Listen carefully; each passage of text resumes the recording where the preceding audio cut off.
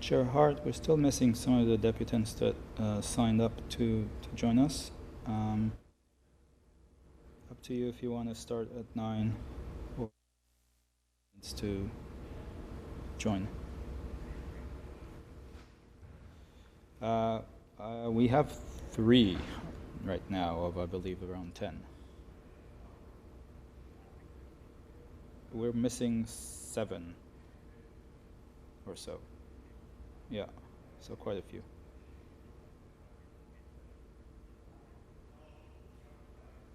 All right. Sounds good. Yeah, we'll try to contact them.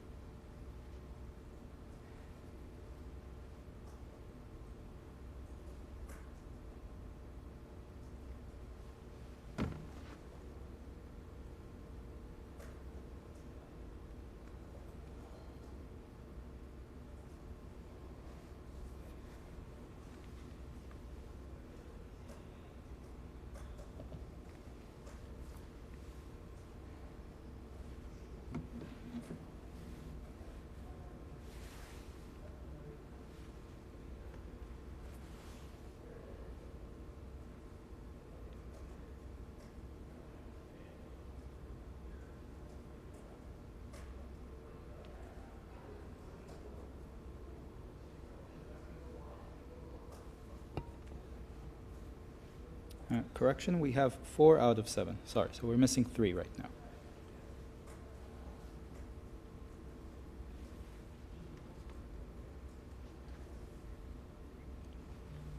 Yes, Tinnen Bramberger, Scout R, and Anthony Trong Swan.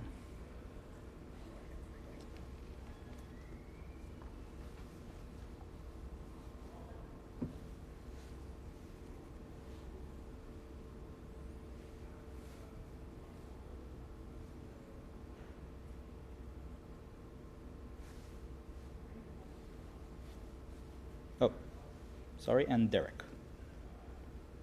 Still missing.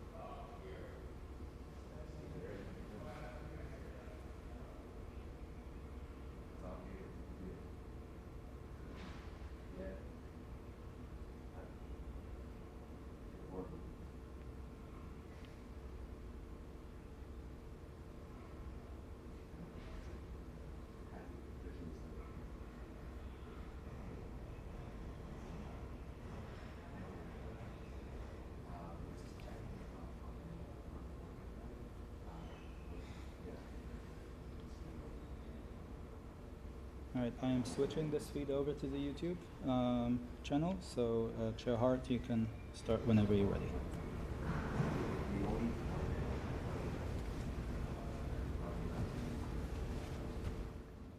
We're not live.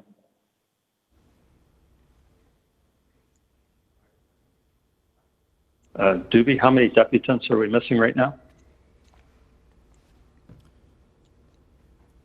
Still four deputants. Okay. Can we wait another few minutes? I've heard that there's been a couple technical issues, people getting in. If we could wait another 3 or 4 minutes. Sure, we'll do that. Okay. All right.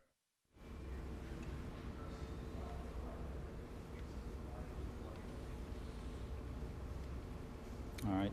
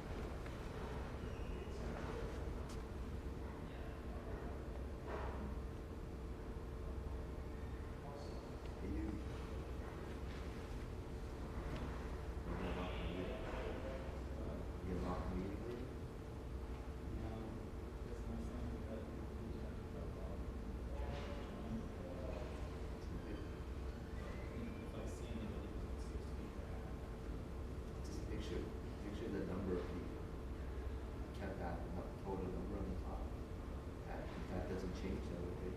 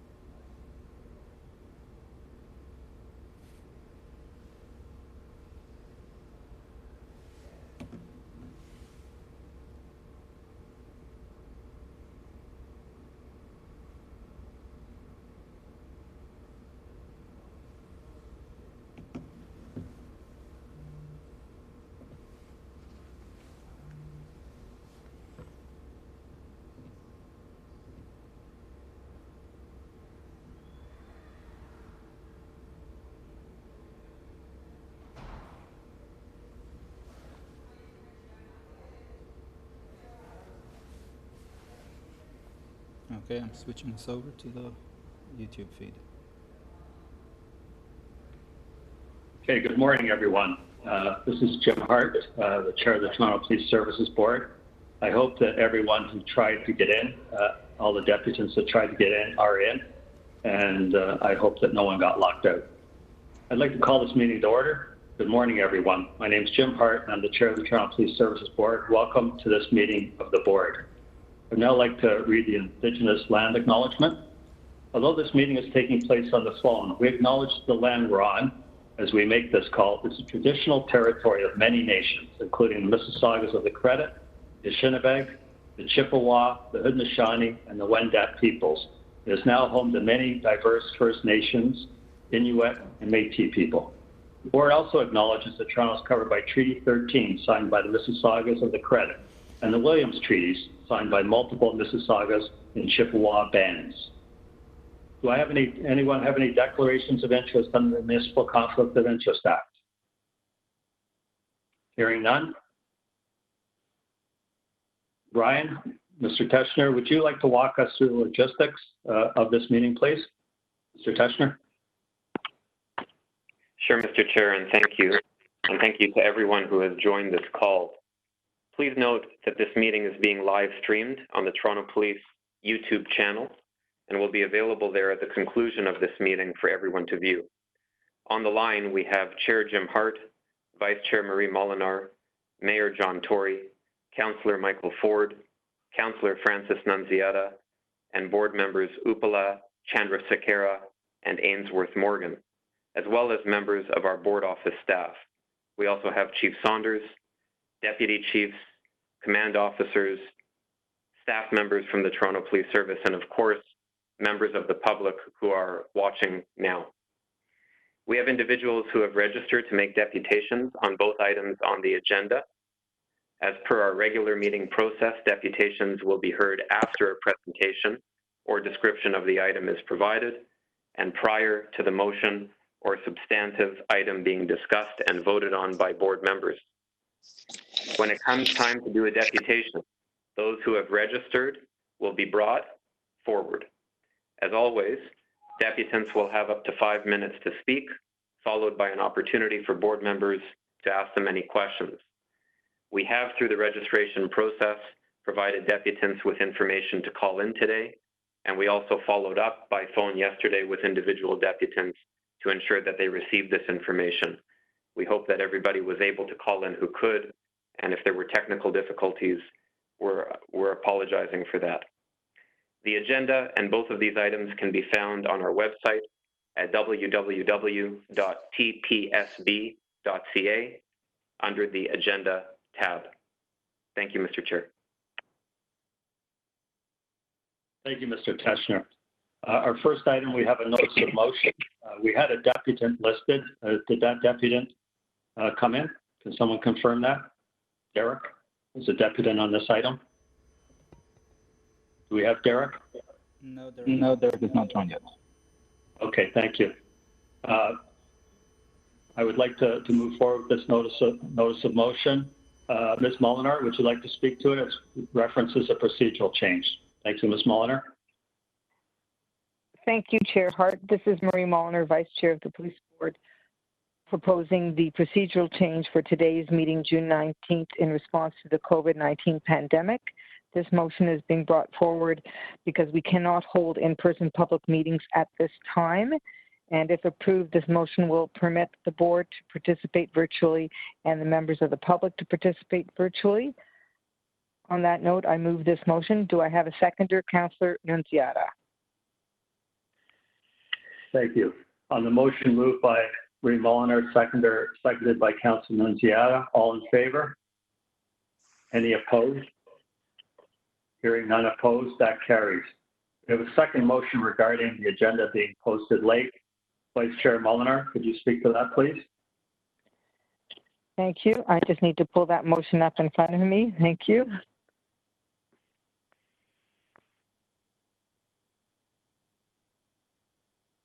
As all of us, we have technical difficulties, and I'm in a very low Wi-Fi zone, switching between screens. I'm sure we're all familiar with this now.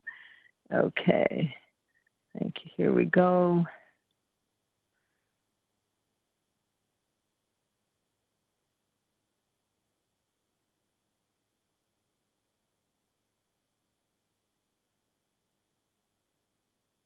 Okay, thank you. The board notes that section 8.9 of the procedural bylaw states that the chair will use his or her reasonable efforts to satisfy the notice provisions set out in this section. Failure to satisfy any of the notice provisions contained in this section does not invalidate the meeting or any proceeding at the meeting. The board administrator posted the public agenda on Monday, June 15th, 2020, and a revised agenda was posted on June 17th, 2020, adding the report listed under item 3, as well as a brand new report from the chief listed as item 35. The board consents to consider all items on the agenda for the meeting dated June 19th, 2020, including new business added after the agenda deadline, and waives pursuant to section 4.4 of the procedural bylaw the timing requirement in section 8.6 for this meeting. Do I have a motion to approve this motion to proceed with the late agenda? Thank you, Ms. Molinar. Could I have a seconder? Michael Ford's happy to second. Thank you. All in favor? Any opposed? Hearing none opposed, that's carried. Item number 2 is the confirmation of minutes from the virtual meeting held on May the 21st, 2020. Can I have a motion to approve the minutes, please? Marie Molliner moves. Can I have a seconder? Councillor Nunziata. All in favor? Any opposed? Hearing none opposed, that's carried. Before we begin today's meeting, I'd like to comment on a number of significant recent events that we've undoubtedly deeply affected the residents of our city and the Toronto Police Service. Throughout our city and around the world, there's pain right now. The shocking and senseless killing of George Floyd and its implications must be discussed and confronted. Unfortunately, Mr. Floyd's death is another and all too long a line.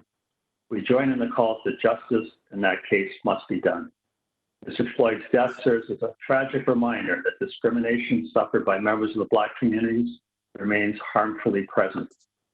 I'd also like to acknowledge again the tragic death of Ms. Regis Korchinski-Paquette on May 27th, 2020. While her death is currently the subject of an active Special Investigation Unit investigation, we're prohibited from discussing the details surrounding this incident. The role of the SIU and the independence with which it must operate is critical to the essential function and mandate. But whatever the outcome of that investigation, there's an awful loss. We acknowledge the tragic loss of her life and the tremendous impact it has had on the communities of which she was a part, and indeed Toronto as a whole. The board joins the call of many others in requesting the SIU work as quickly as possible so that its investigation can conclude and the public can be informed of its findings. Everyone wants and deserves answers in this case. We've also requested that the SIU provide regular public updates regarding the status of this investigation as it unfolds. And this will bring additional transparency to the process and enhance public confidence.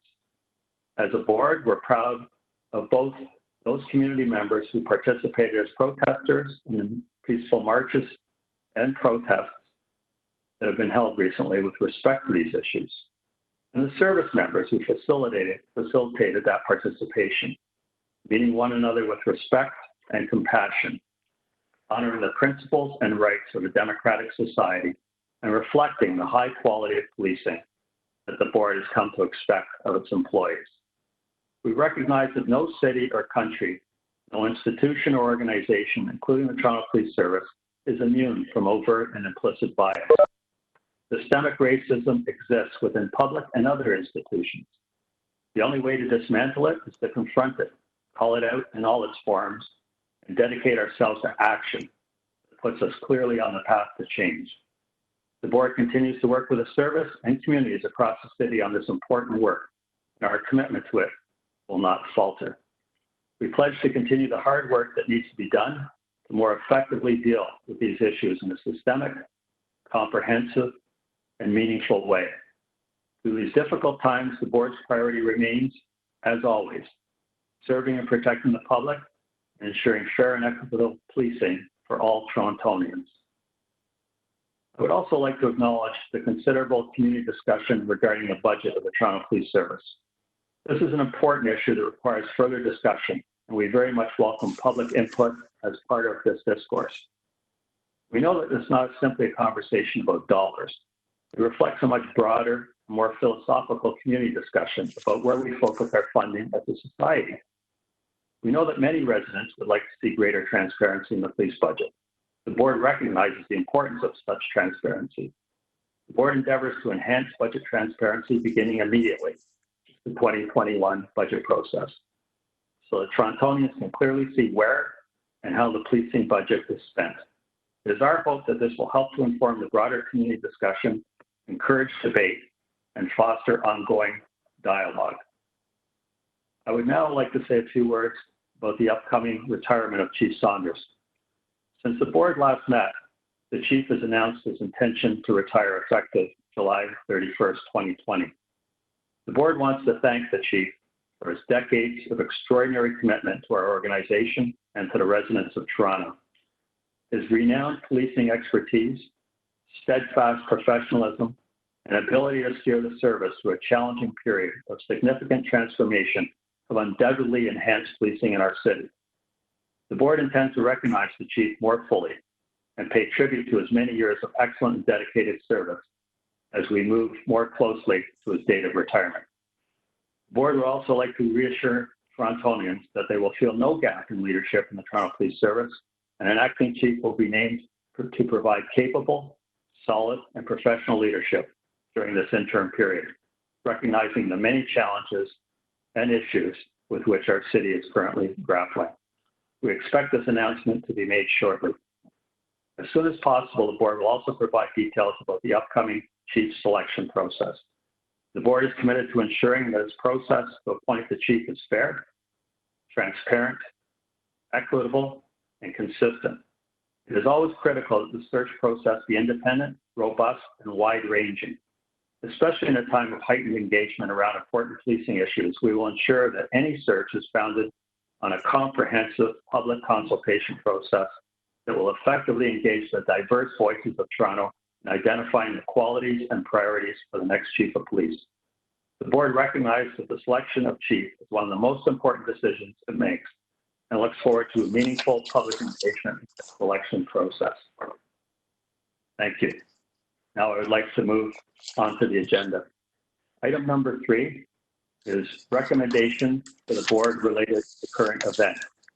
We have a motion that's before us, and I would like to speak briefly about that. As a result of these recent events and the serious and critical conversations we have all been having about many important issues, including anti-racism, effectively dealing with people in crisis, the police budgeting process, and the ongoing need for policing to modernize and transform. As many of you know, I've drafted a report covering these issues for this agenda. Subsequent to this report being released, we heard from many members of the public, as well as members of the board's 2 advisory panels, the Anti-Racism Advisory Panel and the Mental Health and Addictions Advisory Panel, who felt that further engagement would be valuable before this important report is finalized. In addition, Toronto City Council will be considering a motion concerning the police budget and associated issues like the ones I've been discussing at its meeting on June 29th and 30th. We believe it's critical to wait to have this report be informed by what is discussed at Council. A revised or new report on these issues will be considered based on consultation and engagement and brought back to the Toronto Police Services Board as soon as possible. In addition, in response to the thousands of messages that the board has received, we're working to create a forum to hear directly from the public on matters concerning police accountability, reform, and community safety priorities. Amid the current pressures created by COVID-19, the board acknowledges that the last 3 weeks have been particularly difficult for residents of Toronto and the global community as it relates to police-community relations. We are listening and commit to creating the appropriate venue to hear from residents on these matters and more. We're working to schedule this meeting the week of July the 6th. We'll be sharing more details of this meeting shortly. The discussion at this meeting will provide crucial input to the report being referred to today. I'd like to turn this now turn this item over to Ms. Chandra Tessera, who has some comments and a motion. Ms. Chandra Tessera. Thank you, Chair. Can you hear me okay?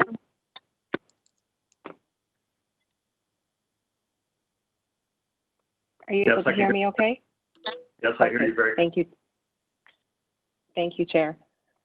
I want to begin by acknowledging all of the tragic events that have unfolded these past few months in the U.S., in Canada, in our very own city of Toronto. The murder of George Floyd has had a profound and devastating and cascading impact. Over the past few weeks, we have also seen the loss of life in many Indigenous communities across Canada. This is devastating and it's unacceptable.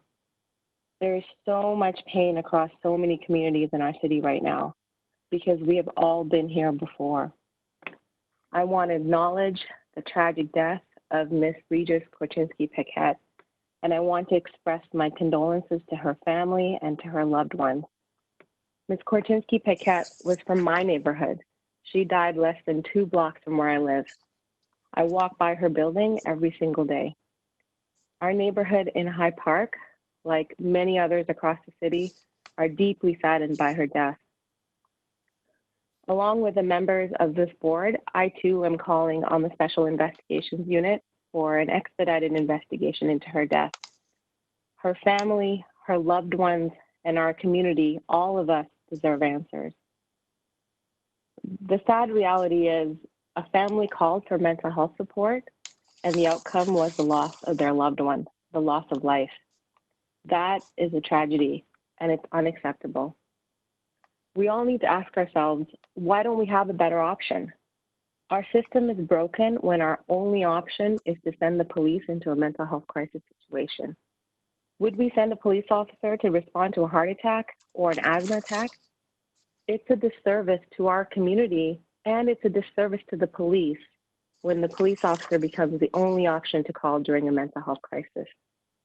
We need better options. We need community-based options. We need options that include social workers, peer workers, and mental health and addictions workers. We need to invest in mental health. We need to build mental health support for and with racialized communities, especially our Black and Indigenous communities. We need to address the racism that exists in the healthcare system, the justice system, in policing, in social services, and in society at large. Racism is a public health crisis. Racism is trauma. Racism has devastating impacts on our mental health. We need to name it and we need to face it. Mental health for all means equity and justice for all. I've received many calls, many emails, and messages from community members that want better options. Our city deserves better options. And we, as the Toronto Police Services Board, need to ensure that everyone, community members, academics, police officers, healthcare workers, people with lived experience, that everyone has an opportunity to provide their feedback and make recommendations to building better options. We need more time for meaningful consultations. We need more time for meaningful dialogue, and we need more time for building better, transformative, and meaningful options. All of us need to do this together. As Chair Hart noted at the beginning of this meeting, a report had been drafted titled Recommendations for the Board Related to Current Events and placed on the agenda for today's meeting. The report included recommendations regarding the Board's Anti-Racism Advisory Panel and the Board's Mental Health and Addictions Advisory Panel, the Toronto Mobile Crisis Intervention Team Program, and the police training and police budgeting process. As co-chair of both the Board's advisory panels, I have been and I continue to be committed to ensuring that our advisory panel members have the opportunity to have meaningful, concrete, and substantive input into board policy and decision-making. Unfortunately, the timing of the agenda today did not provide sufficient time to solicit and incorporate their feedback. In addition, the board has heard from many, many people from communities across the city who would also like to add their voices to this report. It is incredibly important that we listen to community members' advice and include their recommendations in a meaningful way. As the chair also noted, Toronto City Council at its next meeting will be considering a motion regarding policing issues. We need to listen to that important discussion before this report is finalized. The board has committed to hosting a special town hall meeting on the week of July 6th. This will be a forum to hear directly from the public on matters concerning mental health crisis response, police accountability, police reform, and community priorities. This town hall will be an opportunity to have an in-depth conversation on the issues contained in this report. Subsequently, the board has committed to convening a special board meeting to take place as soon as possible, where the chair will bring forward a new report that includes comprehensive recommendations from both the Anti-Racism Advisory Panel and the Mental Health and Addictions Advisory Panel. This report will be informed by the discussion at City Council and the broader community consultation through the Town Hall Forum. I understand that there were over 85 deputants registered to speak on this report today. I regret that we're not able to hear their voices today, and I'm sorry for any inconvenience or any additional pain that this may have caused. However, the board has committed to inviting each and every deputant to speak at the Town Hall in July and at the special board meeting, which will be held as soon as possible. This conversation is important and deserves its own dedicated meeting for further discussion. As a result, I'm recommending a referral of the report to a special meeting of the board at a date to be announced shortly. And I put forward the motion that you see on your screen. Would you like me to read it out? For those at home, if you could read it out, Ms. Chandra-Casera, that would be helpful. Okay. That the board, one, refer the report, recommendations of the board related to current events dated June 17th, 2020, to the chair for consultation and the solicitation of feedback from the public and members of the board's Anti-Racism Advisory Panel and Mental Health and Addictions Advisory Panel, and direct the chair to report back to the board as soon as possible to consider this item with an updated report which includes the following. A, reports from both the Anti-Racism Advisory Panel and the Mental Health and Addictions Panel on the issues included in the report recommendations for the board related to current events. B, a discussion of feedback from the public, including that received at the town hall meeting described in recommendation 2 below. And C, a consideration of the discussion at Toronto City Council on the police budget at a meeting of June 29th and 30th. Number 2, direct the chair to convene a town hall meeting during the week of July 6, 2020 to solicit broader public feedback on the issues included in the report, recommendations for board related to current events. Thank you. Thank you, Ms. Chandra-Casera. Meritori, I believe you wanted to second this. Do you also want to speak to it, Meritori? Yes, and is it time to speak to it now, Mr. Chair? Yes. Okay, thank you very much. And yes, I'm happy to second it. And first of all, may I say that I join my colleague, Ms. Chandra-Casera, in expressing my deepest sympathy on the losses that we've seen here in Toronto and on the losses we've seen in Canada, and also on the events and the losses that we've seen in the United States. And I think it has led to an expression of frustration and fatigue and impatience and hurt that we are coming to grips with now. But I think it also has led to a very positive determination on the part of the population of the City of Toronto. I think there's a broad consensus now that maybe never has existed before about the fact that we need to proceed ahead as quickly as we can with thoughtful, sensible reform.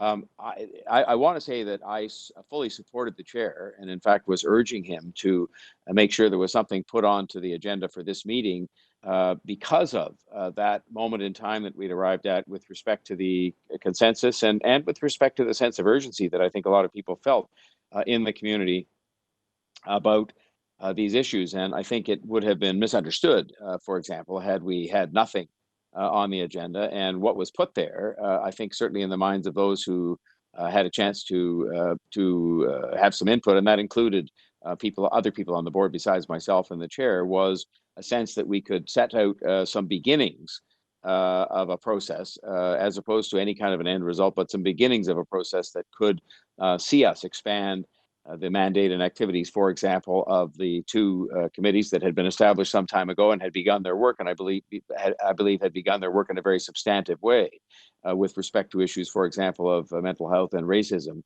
in policing. But just as I've taken the opportunity in recent days as we prepare for the meeting of City Council that Upala made reference to, I've been talking to the Urban Alliance on Race Relations, to our Black Staff Network, to many, many different community leaders. I think that the motion that Ms. Chandra-Kassara moved and that I support and have seconded gives us an opportunity now, without losing the sense of urgency, because the thing I have been most concerned about throughout is that we don't miss the moment in time that exists now and the sense of urgency and determination that exists in the community to actually begin to make the reforms, not just to talk about them and not just to try and enumerate them. And it is important that we get them right. And I certainly believe that the opportunity that is presented now, both to have the town hall meeting, which I think will be a very important event in the life of this board and of the police service and the community, but also to consult these advisory committees that were very carefully selected and put in place as people who are experts, if I can call it that. They are experts. They're people who have lived experience. They're people who every day spend their lives trying to decide what is right. And I also concur completely in the comments that Upala made with respect to, for example, mental health. It cannot be taken that we have anything even close to the right sort of means of dealing with this. And we put a lot onto the police in terms of dealing with these mental health, crises, people in crisis that we face. 32,000 calls, I think, a year is the number. We put a lot on the police, and they are not given the kind of support, or we are not giving to the people in crisis the support that should be coming largely, and perhaps to a much greater extent, for example, from the healthcare system, as opposed to from policing. And I think there are some much broader questions we're going to have to deal with, and that I'm quite happy to see us deal with. Right now we talk a lot, we use the expression law enforcement. And indeed, part of the job the police have to do, a difficult and complex and wide-ranging job, is law enforcement. But maybe, we have to take a look at how to sort of flip some of that on its head. And obviously, law enforcement continues to be something that all of us want to see carried out in the interest of a safe community. But public safety and dealing with mental health issues and with people in crisis in a sort of a more sensitive way with better outcomes, obviously is at the top of that list as well. And so it does require a rethink that I think will benefit from this period of consultation. So I think both the referral to the committees for their input and the town hall meeting and the consideration of what will come out of City Council, where I think there's going to be quite an extensive series of measures. The Ms. Chandra-Kassara made reference to the budget being part of that discussion. Indeed, it will be, based on some motions that are in front of the council now. But I think there will be a broad range of other matters that some of which touch directly on policing that will be considered there as well, and that will, as she said, inform the discussion at the board. So I just think this represents a huge opportunity for us to not let up on the sense of urgency about this at all. And I can tell you, as mayor, both sitting here at the city hall, but also at the police board, I'm absolutely committed in being a leader in that process of undertaking those reforms. I think we have to do it carefully. We have to do it sensibly. We have to do it thoughtfully. We have to do it based on a lot of evidence and advice that we can get from people. But that doesn't mean we have to do it, nor can we afford to do it slowly. I think that the failure on our part to have had anything on this agenda would have been misunderstood by the whole community, and including in particular by racialized communities and those impacted upon by mental health. But now I think we've ended up in a good place where some of the initial ideas of things we could proceed with as part of the beginning of a process can be taken up in further detail by these committees and by the town hall meeting. So I'm anxious to have a timetable that sees us move ahead as expeditiously as possible with this and not see this go off into the months. And I'm very heartened to hear the chair's remarks with respect to the budget process. My own view on that is that we should proceed and should have our staff and our police service proceed on the basis that we are going to implement the opening up and the much greater transparency of the police budgeting process, and proceed on that basis for the 2021 budget, so that we don't lose any time to get the public input, to make the information available, and that would even perhaps include more detailed information on the 2020 budget, so people have a chance to study that in detail like they've never seen before, so that it gives them a better chance to prepare for the discussion of the 2021 budget and things like that. And I think that's because there is a broad consensus on these things, and I think we have to take advantage of them by moving ahead. I think that the sooner we undertake the initiatives, the sooner the benefits can accrue to the entire community and to those communities who have had their trust erode in policing. And finally, I think it will be seen as being responsive to the community's concerns. And I would say, finally, Mr. Chair, that I think all of this will build on the work that has been begun. And I want to acknowledge that. I think there has been work done by the service. There's been work done in furtherance of the Akabuchi report and the report from Justice Tulloch. There has been work done by these committees that have been established. There has been steps taken that have never been taken before, like the collection of race-based data, like the getting to the final stages of installing body-worn cameras and a host of other things. And I think it allows us to build on that, and to build on that at a depth and at a pace that the public find is responsive to the very deeply felt concerns that they have peacefully, including today, put in front of us as members of the police board, as elected officials, and as just as citizens of the City of Toronto. So thank you, Mr. Chair. Chair Hart. Chair Hart. Yes. Would any other members like to speak to the referral?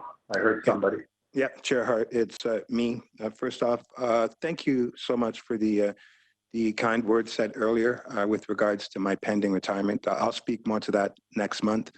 But I just too want to add in the importance of working collectively to figure out what the best solutions are. It speaks directly to the modernization plan that we've put in place, where we talk about our second objective of enhancing community partnerships to create a better community safety. So everything being said has been aligned with that, and I look forward to having those open conversations to see exactly what we can do to enhance public value to everybody.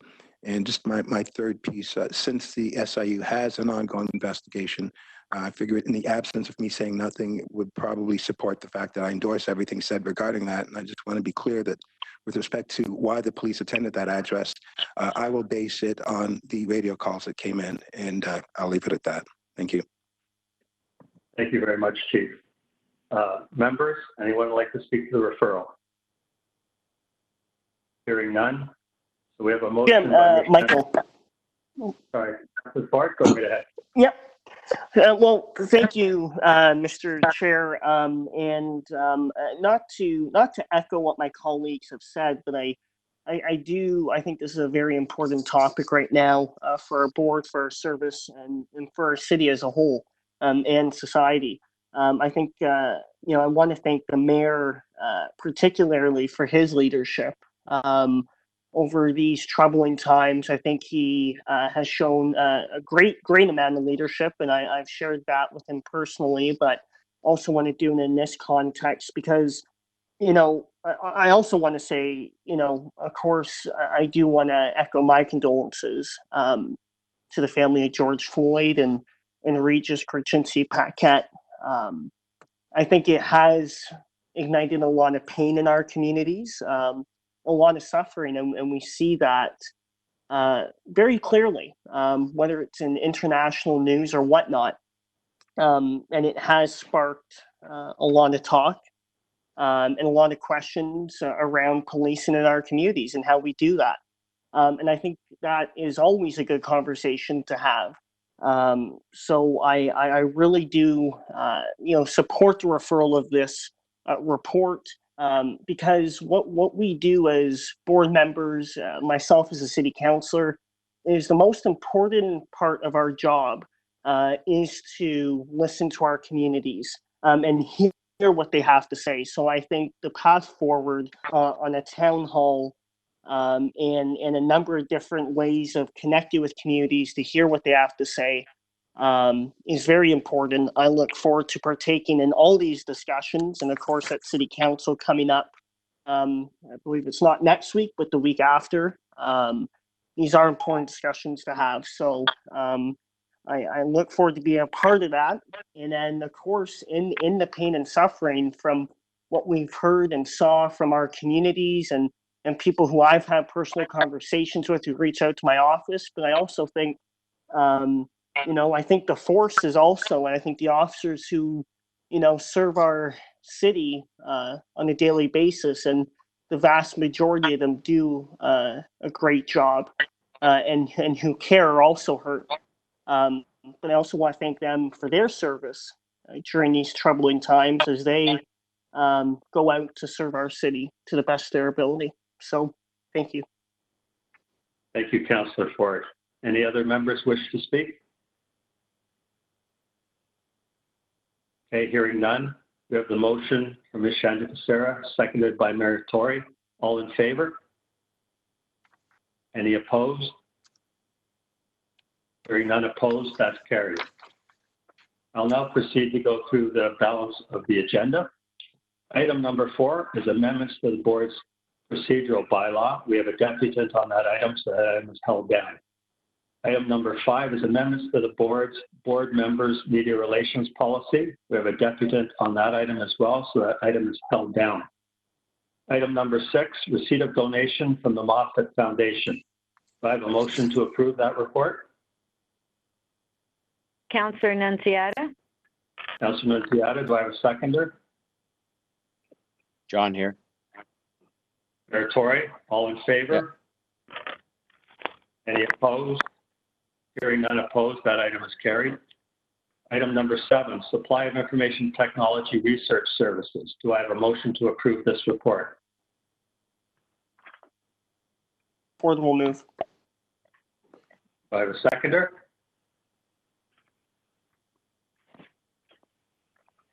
Marie Mulliner. Thank you, Ms. Mulliner. All in favor? Any opposed? That's carried. Item number 8, pre-qualified list of vendors for information technology professional services. Do I have a motion to approve this report? John here, so moved to Chair. Mayor Tory, do I have a seconder? Councillor Nunziata. Thank you, Councilor Nunziata. All in favor? Any opposed? Hearing none opposed, that's carried. Item number 9, vendor of record, Bell Mobility Incorporated to supply Sierra wireless devices, hardware, software, licenses, maintenance, training, and professional services. Do I have a motion to approve this report?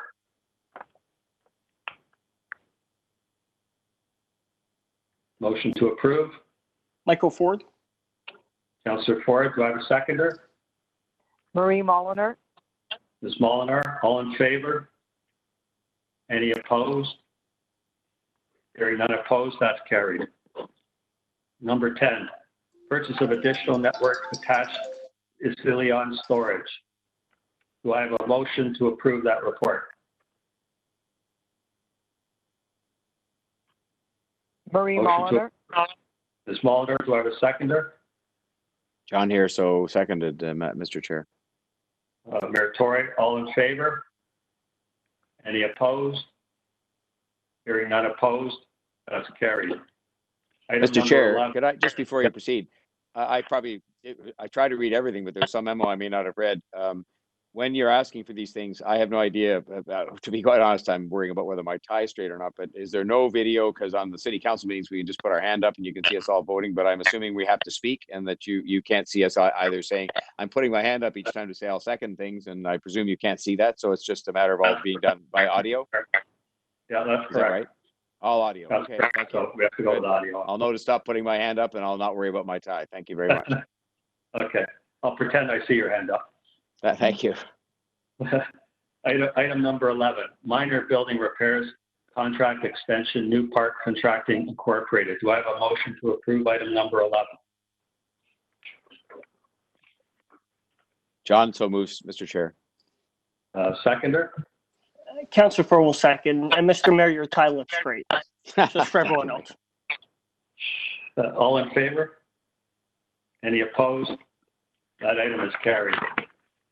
Item number 12, special constable reappointments, June 2020. We have a deputant on that item, so that item is held down. Item number 13, independent civilian review of missing persons investigations, account for professional services. Do I have a motion to receive? Marie Mulliner moves. Ms. Molinar, do I have a seconder? Ainsworth Morgan, second. Thank you, Mr. Morgan. All in favor? Any opposed? Hearing none opposed, that is carried. Item number 14, capital budget variance report for the Toronto Police Service period ending April 30th, 2020.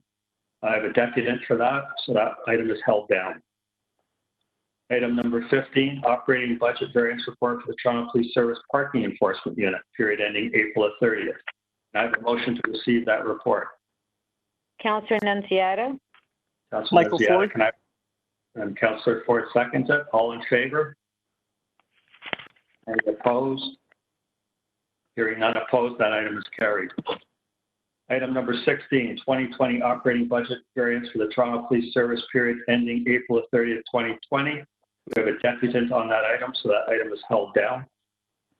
Item number 17 is the operating budget variance report for the Toronto Police Service Board period ending April 30th, 2020.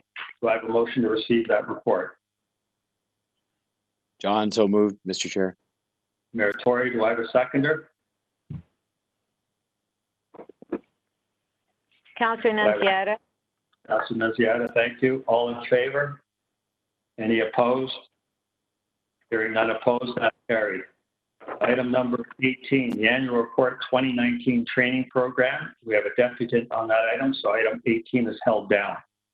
Item number 19, the annual report 2019 non-competitive purchases. Do I have a motion to receive? Motion to receive, number 19. Michael Ford. Councillor Ford, do I have a seconder? Marie Mulliner. Ms. Mulliner, all in favor? Any opposed? Hearing none opposed, item number 19 is carried. Item number 20 is the annual report corporate risk management. We have two deputants on that item, so that item is held down.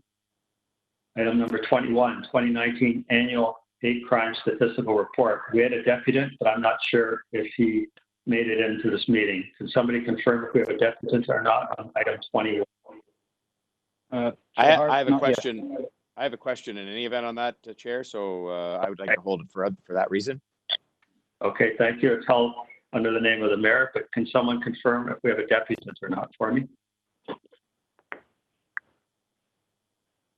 The deputant hasn't joined us, Chair Hart. Okay, thank you. So the mayor is holding item number 21. Item number 22, annual report, April 1st, 2019 to March the 31st, 2020, grant applications and contracts.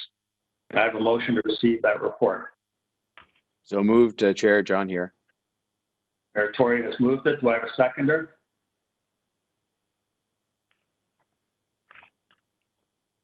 I have a seconder, please. Councillor Nunziata. Thank you, Councillor Nunziata. All in favor? Any opposed? Hearing none opposed, item 22 is carried. Item 23 is a semi-annual report publication of expenses July to December 2019. Can I have a motion to receive that report?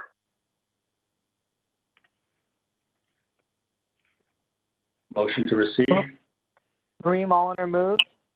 Thank you, Ms. Mulliner. Can I have a seconder? Councillor Nunziata. Thank you, Councillor Nunziata. All in favor? Any opposed? Hearing none opposed, item 23 is carried. Item 24 is the quarterly report, occupational health and safety update for January the 1st, 2020 to March the 31st, 2020. Can I have a motion to receive that report? Marie Mulliner moved. Ms. Mulliner, can I have a seconder? John seconds, sir. Mayor Tory seconds it. All in favor? Any opposed? Hearing none opposed, item 24 is carried. Item number 25 is new peer-to-peer data center closeout report. Can I have a motion to receive, please?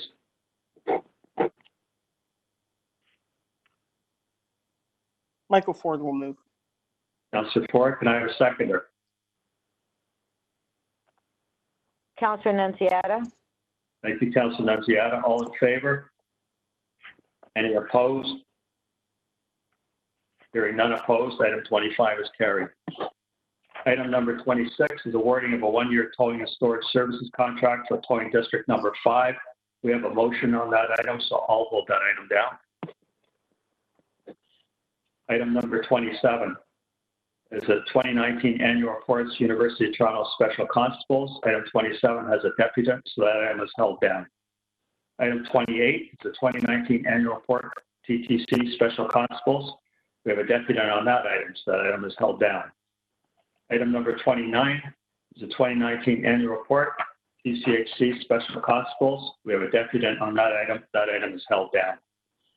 Item number 30, Chief's Administrative Investigation into the Custody Injury to Complainant 2019-14. Can I have a motion to receive report number 30? So moved, John here, Chair. Mayor Tory has moved it. Do I have a seconder?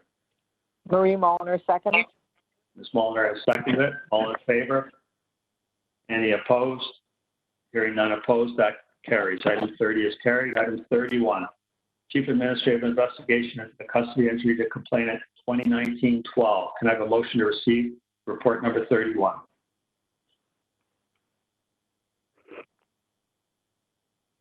Motion to receive. Marie Mulliner moved. Councillor Nunziata. Ms. Mulliner has moved it. Councilor Nunziata has seconded it. All in favor? Any opposed? Hearing none opposed, item 31 is carried. Item 32, Chief Administrative Investigation into the Vehicle Injuries to Complainants 2018, 55A, 2018, 55B, and 2018, 55C. Can I have a motion to receive that report? Marie Mulliner moved. Ms. Mulliner is here. Do I have a seconder? Angels Morgan, second. Mr. Morgan has seconded. All in favor? Any opposed? Hearing none opposed, item 32 is carried. Item 33 is correspondence received from Ryerson University regarding the Special Constable Program approved by the board at its May 21st, 2020 public meeting. I have a motion to receive. So moved to Chair John here. Mayor Tory has moved the motion to receive. Could I have a seconder, please? Seconder? Councillor Nunziata. Councilor Nunziata, thank you very much. All in favor? Any opposed? Hearing none opposed, item 33 is carried. Item 34 is the status of Section 11 investigation by Waterloo Regional Police Service. We have a deputant on that matter, so that matter is held down. Item 35, our last item, is agreement for basic constable training program at the Toronto Police College.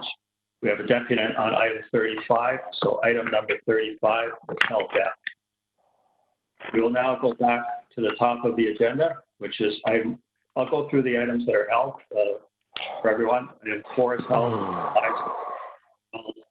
14, 16, 18, 20, 21, 26, 27, 28, 29, and 34, and 35, 34 and 35, that's it. We're going back to the top of the agenda, amendments to the board's procedural bylaw. I believe we have Mr. Langenfeld as a deputant on that item. Mr. Langenfeld.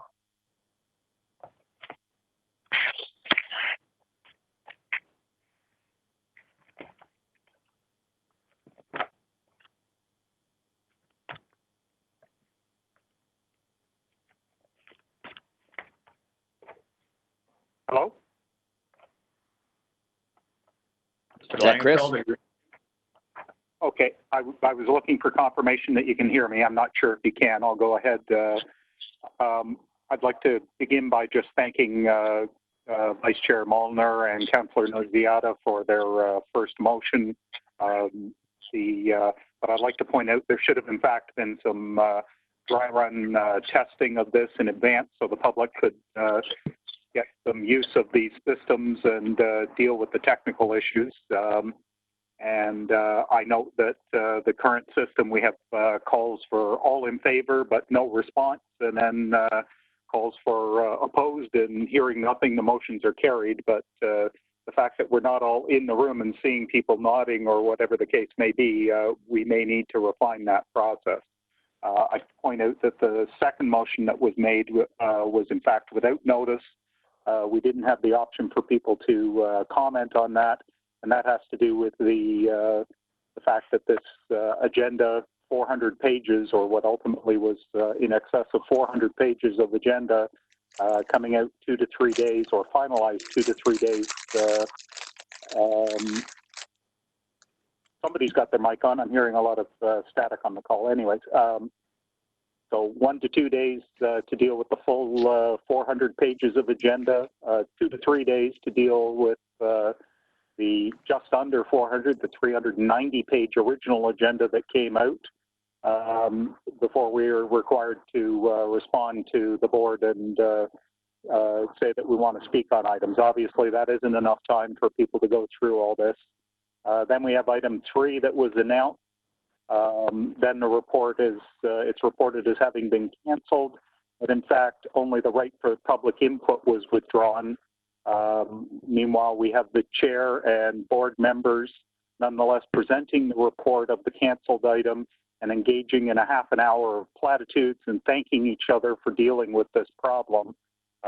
We've got people saying it's a crisis, it's trauma, it's important, but the reality is that the board's not listening to the public, and instead we're just getting a presentation of sound bites for the media, and the board members go on and talk and repeat things they've said before.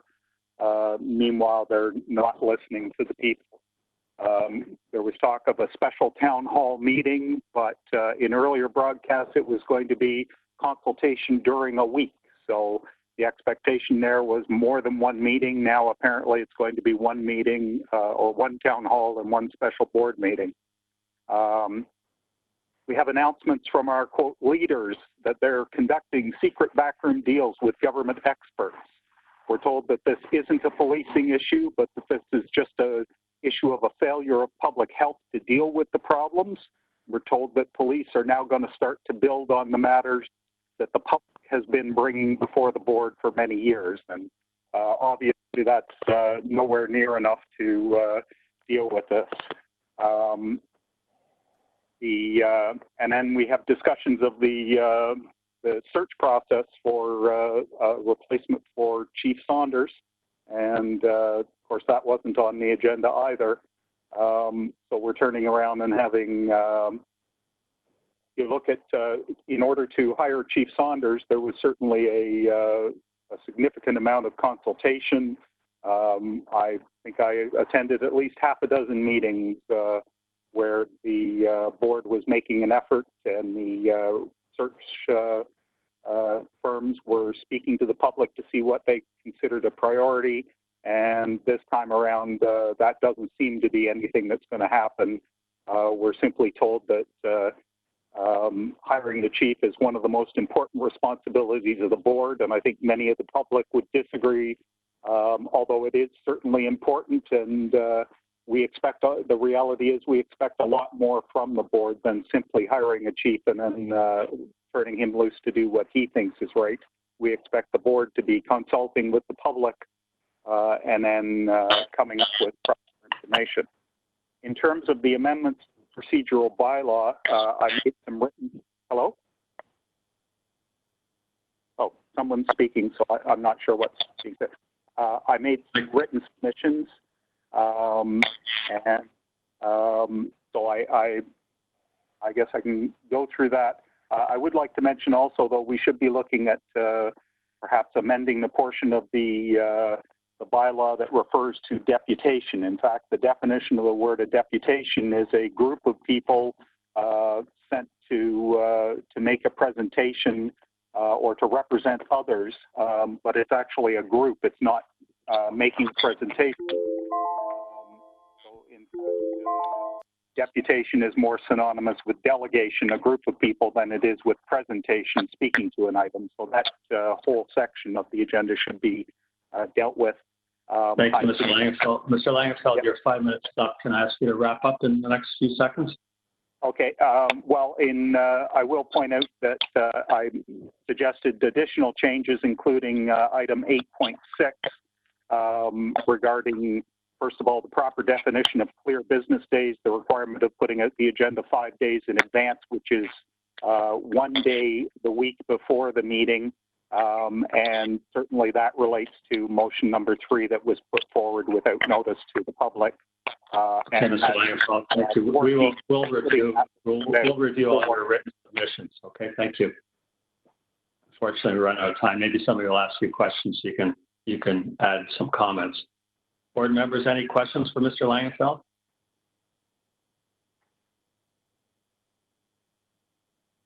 Hearing none. Mr. Langenfeld, we will we'll certainly review all of your submissions and pass them by our legal team. And if there's anything we need to do in the future, we will certainly do that out of your submissions. I appreciate you taking the time to do all of that. So back to board members. So we have a report, amendments to the board's procedural bylaw. Can I have a motion to approve this report? So moved, Mr. Chair. Michael Ford.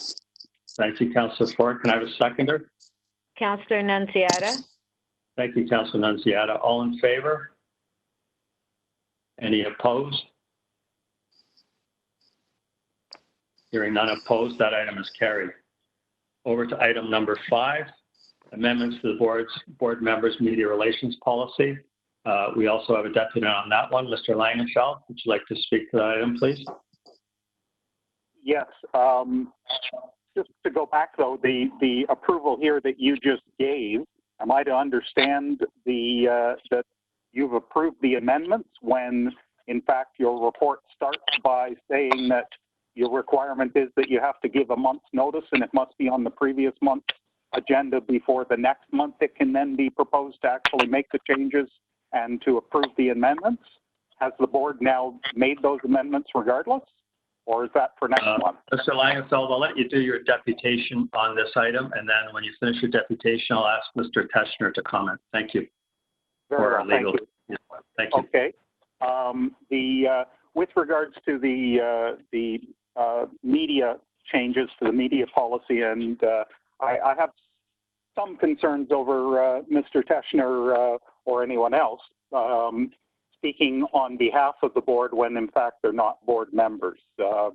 We can look to the south and see many situations where our governments have put temporary spokespersons up to divert the attention of media and prevent actually answering questions. So while I certainly don't have a problem with Mr. Teschner or another appointee of the board staff dealing with providing press releases and making statements of that nature, the idea that we're now going to have staff members in place of board members answering questions to the media, and we're going to get different stories, presumably, as we see in other cases, where depending on who we're talking to, nobody's accountable for what's being said, and everybody's simply repeating what they think somebody else was talking about. I can appreciate that the chair may not consider his job to be standing in front of the camera all day and answering media questions, but certainly there has to be somebody who's actually a member of the board responsible for answering to the public and through the media to the public. That's it on that. Thank you. Thank you very much, Mr. Langenfeld. Can we go back to either Mr. Teschner or our legal staff to comment on Mr. Langenfeld's earlier comments? I would like somebody to reply to Mr. Langenfeld on that. Thank you. Thank you, Mr. Chair. It's Mr. Teschner speaking. In terms of Mr. Langenfeld's question or comment with respect to notice and the amendments to the procedural bylaw, I will refer him and members of the public to the last board meeting, which took place on May the 21st, 2020, and item P83 in the minutes, which are posted publicly, provided notice of potential changes to the board's procedural bylaw that outlined the areas that we were examining for potential amendments. And then, of course, the specific amendments being recommended to the board today were brought forward in the report that's before the board and were posted on our website as part of the agenda for members of the public to see, review, and if they like, make deputations on. Thank you. Thank you very much, Mr. Teschner. And Mr. Langenfeld, thank you very much for raising that question and getting it clarified for everyone. I appreciate that.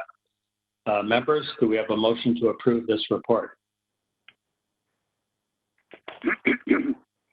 Oh, sorry. First, before I go there, any questions of Mr. Langenfeld on this item? Hearing none, can I have a motion to approve this report, members? Item number 5. Marie Mulliner moves. Marie Mulliner moves item number 5. Thank you, Ms. Mulliner. Could I have a seconder? Seconder on item number 5, please.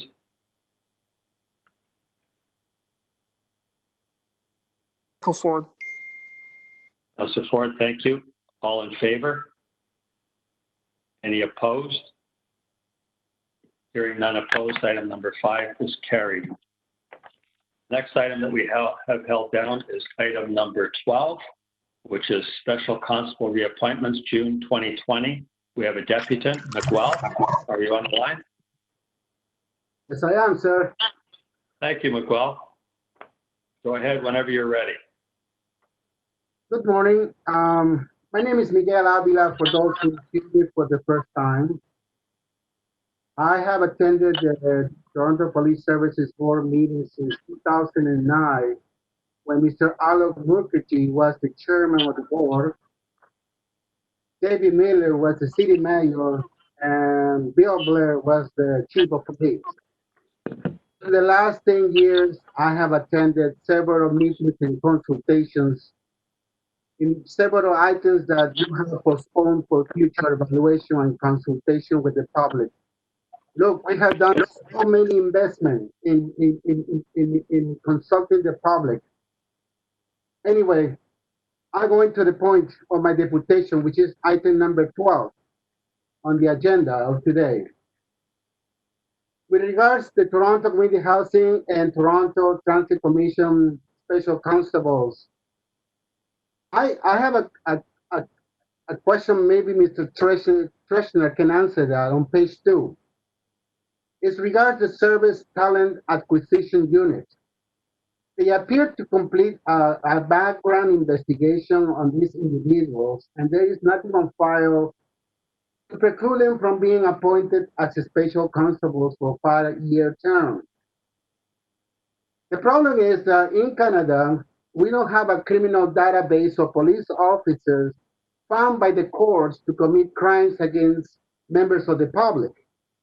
So we have a gap hole where someone who was hired, who used to be a former police officer in New Brunswick, can apply for the Toronto Police Services or the Special Constabulary with TCAC and the TTC. We don't have that database. I heard that Mr. John Tory, the mayor, is saying that if we want to make changes to the current state of the Toronto Police, we need to have changes at the provincial level. I would like to add that we need to ask the government of Justin Trudeau to implement legislation so a database can be collected and sent over to agencies, law enforcement agencies that are planning on hiring personnel who have background of criminal in other parts of the country.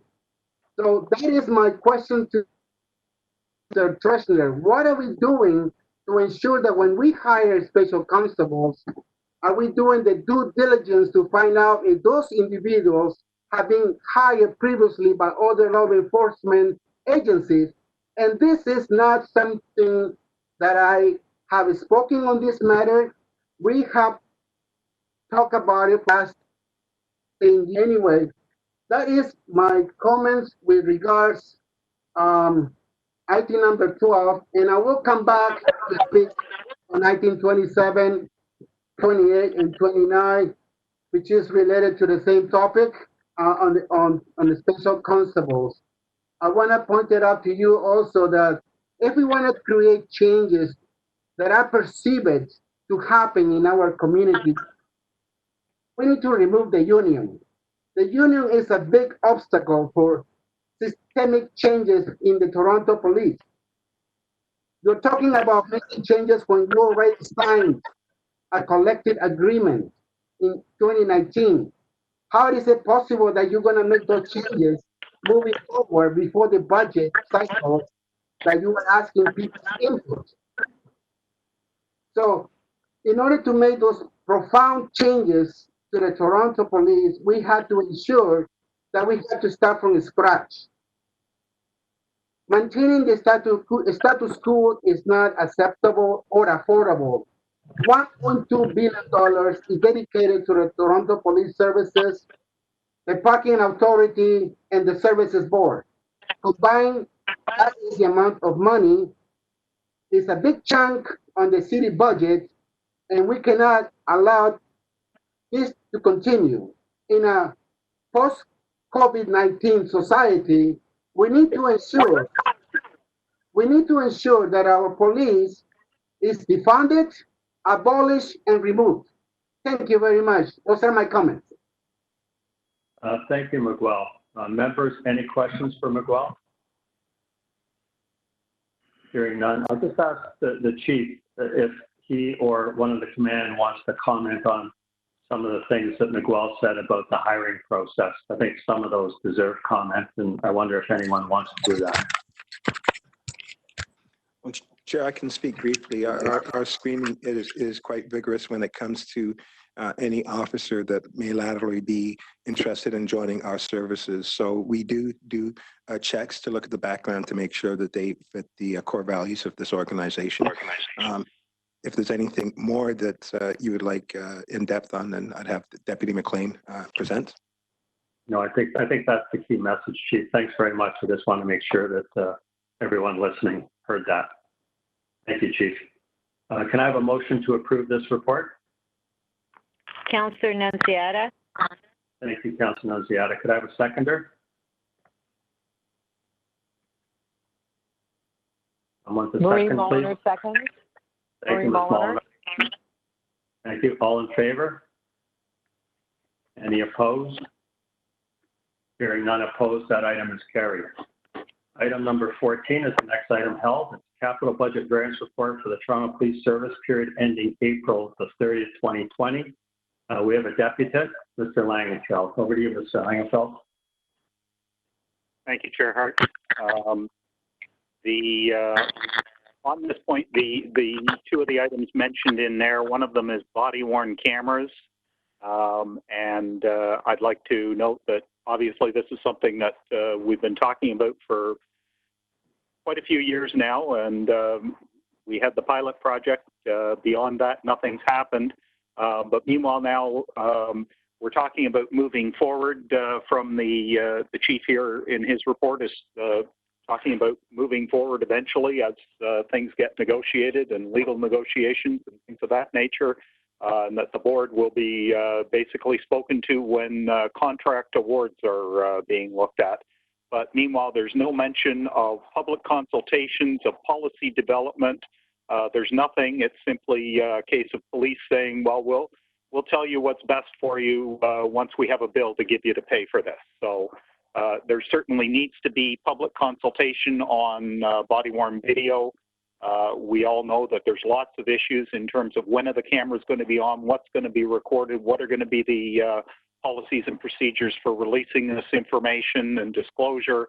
That all has to be dealt with, and that isn't an issue for the police to just do on their own and develop internal procedures that the public aren't aware of and don't have access to and can't comment on.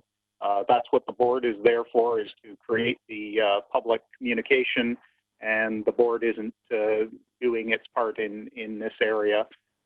It's appropriate for the board to be addressing body-worn cameras and develop policies and procedures on that. The next thing on that capital budget is the next generation 911. And as we're talking about reducing the budget of policing and the responsibilities of policing, the question is, well, why are police the ones handling our 911 system? There was reports 10 years ago that said 911 response times for Toronto were twice as long as they were for other areas. That for fire response, for example, there was 15-second delay in processing calls for the average, and 30 seconds in Toronto.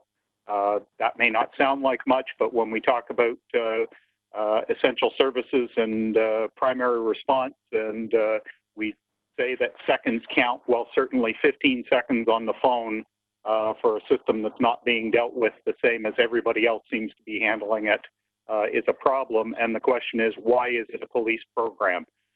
We have an issue where police are the ones deciding when police should be called, and somebody may be calling for an ambulance. They may be calling saying, well, I've got somebody here with in crisis that I want a medical team to come for, but because it's police answering that call, they're the ones who decide, well, I'm not going to send a nurse into a knife fight. And we find out after the fact that there may not have been a knife when police arrived, but nonetheless, police went, and the medical professionals that should have been dealing with this issue weren't sent because the police were the ones responsible for making that decision. And as we all know, there's the old saying, to a hammer, everything looks like a nail. And the reality is that to police, everything looks like something that should be dealt with force and authority. And it's something that armed people need to respond to and address. And the reality is that the rest of our society, what this public outcry is about is that whole concept is wrong. It's defective. There are many things, and the board and politicians certainly acknowledge it and try to placate the public by saying that they understand. But the reality is then we see policies that don't address any of that, and it's simply talking about how we'll talk about it more in future, but we don't see any changes. And one of the things we should be seeing is on the budget side, anything that doesn't need police to be doing it, including operating the 911 system, should be moved away, and matters that require oversight, like body-worn camera, should be handled by the board. I'm not sure where I'm at on my time because on the phone here we can't tell that. 20 seconds. Okay. The other mention is the fact that speaking of special constables, and we have comments of them being referred to as part of our organization of policing, and yet when people talk about removing or defunding the police, what they're talking about is those things not being dealt with by officers, by people that are going to conduct arrests and have been trained in use of force in conducting arrests. We expect the first line of people to be administrative people that are dealing with it, whether it's security guards on PCHC housing or drivers on TTC, that those should be the ones who deal with the situation with words first. And then if that isn't enough, that's where police will use force. We get your last point. Thank you very much. Members, do we have any questions for Mr. Langenfeld? Hearing no questions. I would just like, Chief, maybe you or somebody in command could make a comment on one of the items that Mr. Langenfeld touched on. He mentioned about lack of public consultation for body-worn cameras. I'd like you to bring some clarity to that, if you would, Chief, or somebody from command. Sure. No problem, Chair. I'll just touch on it, and hopefully we will have an opportunity to have more fulsome discussions. I can tell you that the body-worn camera program was by far one of the most robust pilots that this organization has done. And I'll also say it was one of the most collaborative ones that we had done, working with the Privacy Commissioner, working with SIU, the OIPRD, Ministry Attorney General's Office. We had multiple public consultations over the course of quite a bit of period of time. I believe the last public consultation was April 6th of 2019. So if you go back, you'll see the presentations that we've done in the past that speaks to it. But gladly, sir, we have advised the board as we went along with this project, to the extent of hiring a fairness commissioner to make sure we had all of the answers concerning transparency, accountability, and recognizing some of the very important direction that we received from the privacy commissioner as well. Thank you, Chief. I just wanted that clarification for anyone listening to that comment. Appreciate that. Members, does anyone have any questions on this report? Because I have one question. Does anybody else have a question? Hearing none. This might be a question, Chief, for the CAO, but my question is on page 1 of the report at the bottom of the page where it talks about projected spending rate in capital for this year. It seems much higher than we've had in the past number of years. I'm just wondering how solid the CAO or yourself feel that those projections are. Tony V. Thank you, Mr. Chair. As you well know, our spending rate in 2019 was certainly not where we wanted it to be, within the 40% range. And certainly we've taken steps to move forward on items that were perhaps deferred and are doing whatever we can to get that spending rate as high as possible. Yes, this is much higher than what we've had in the past, but we're comfortable with at least setting that target and trying to get as close to that target as possible, recognizing that there's other challenges that now have presented themselves in terms of COVID and some of the implications there. Nonetheless, we will do our best to spend that money and spend it wisely. Okay, thank you, Mr. CAO. Anyone have any questions? Didn't hear any. No. Can I have a motion to receive this report? This is item number 14, motion to receive. Marie Mulliner. So moved, Chair John. John will second then, Chair. Thank you very much. Moved by Ms. Mulliner, seconded by the Mayor. All in favor? Any opposed? Hearing none opposed, item number 14 is carried. Our next item that's held is item number 16, which is a 2020 operating budget for the Toronto Police Service, period ending April 30th. And Mr. Langenfeld is the deputant to this item. Mr. Langenfeld, over to you, sir. Thank you, Chair Hart. In December, we were talking about the need for more detailed, meaningful, and informative budget planning.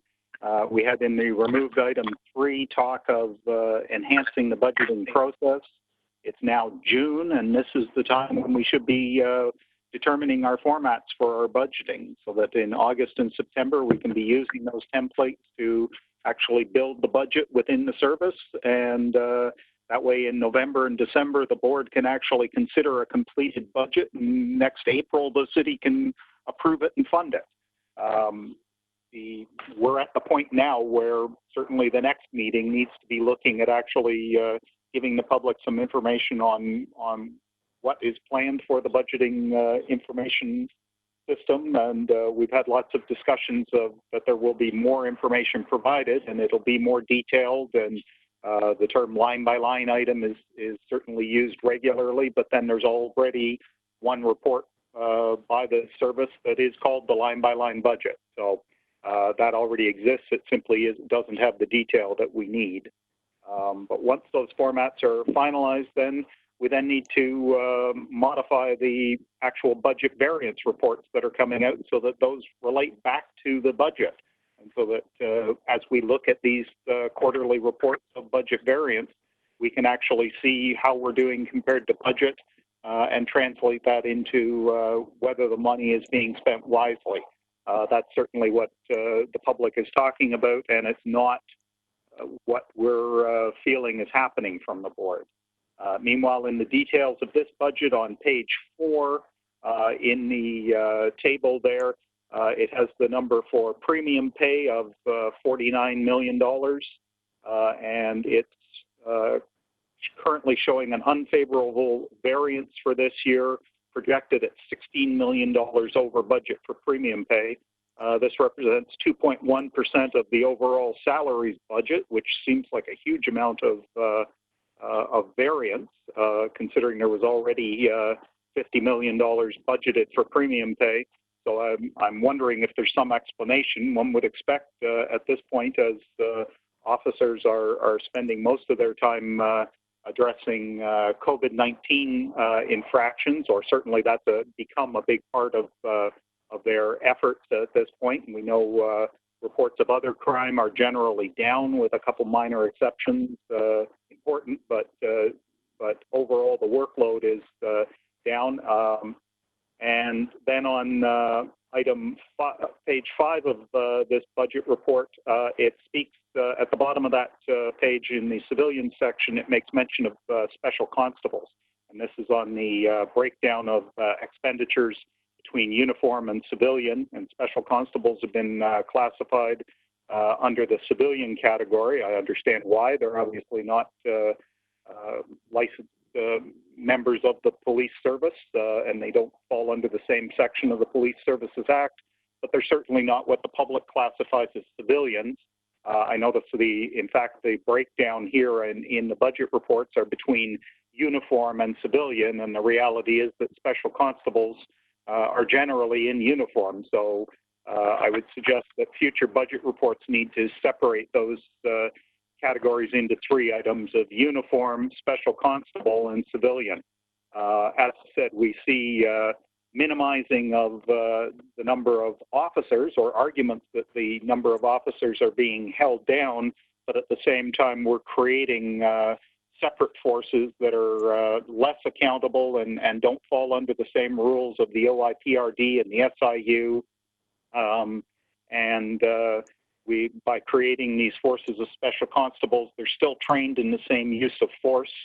They're still acting in ways that people have concerns about and that the current events are concerned with.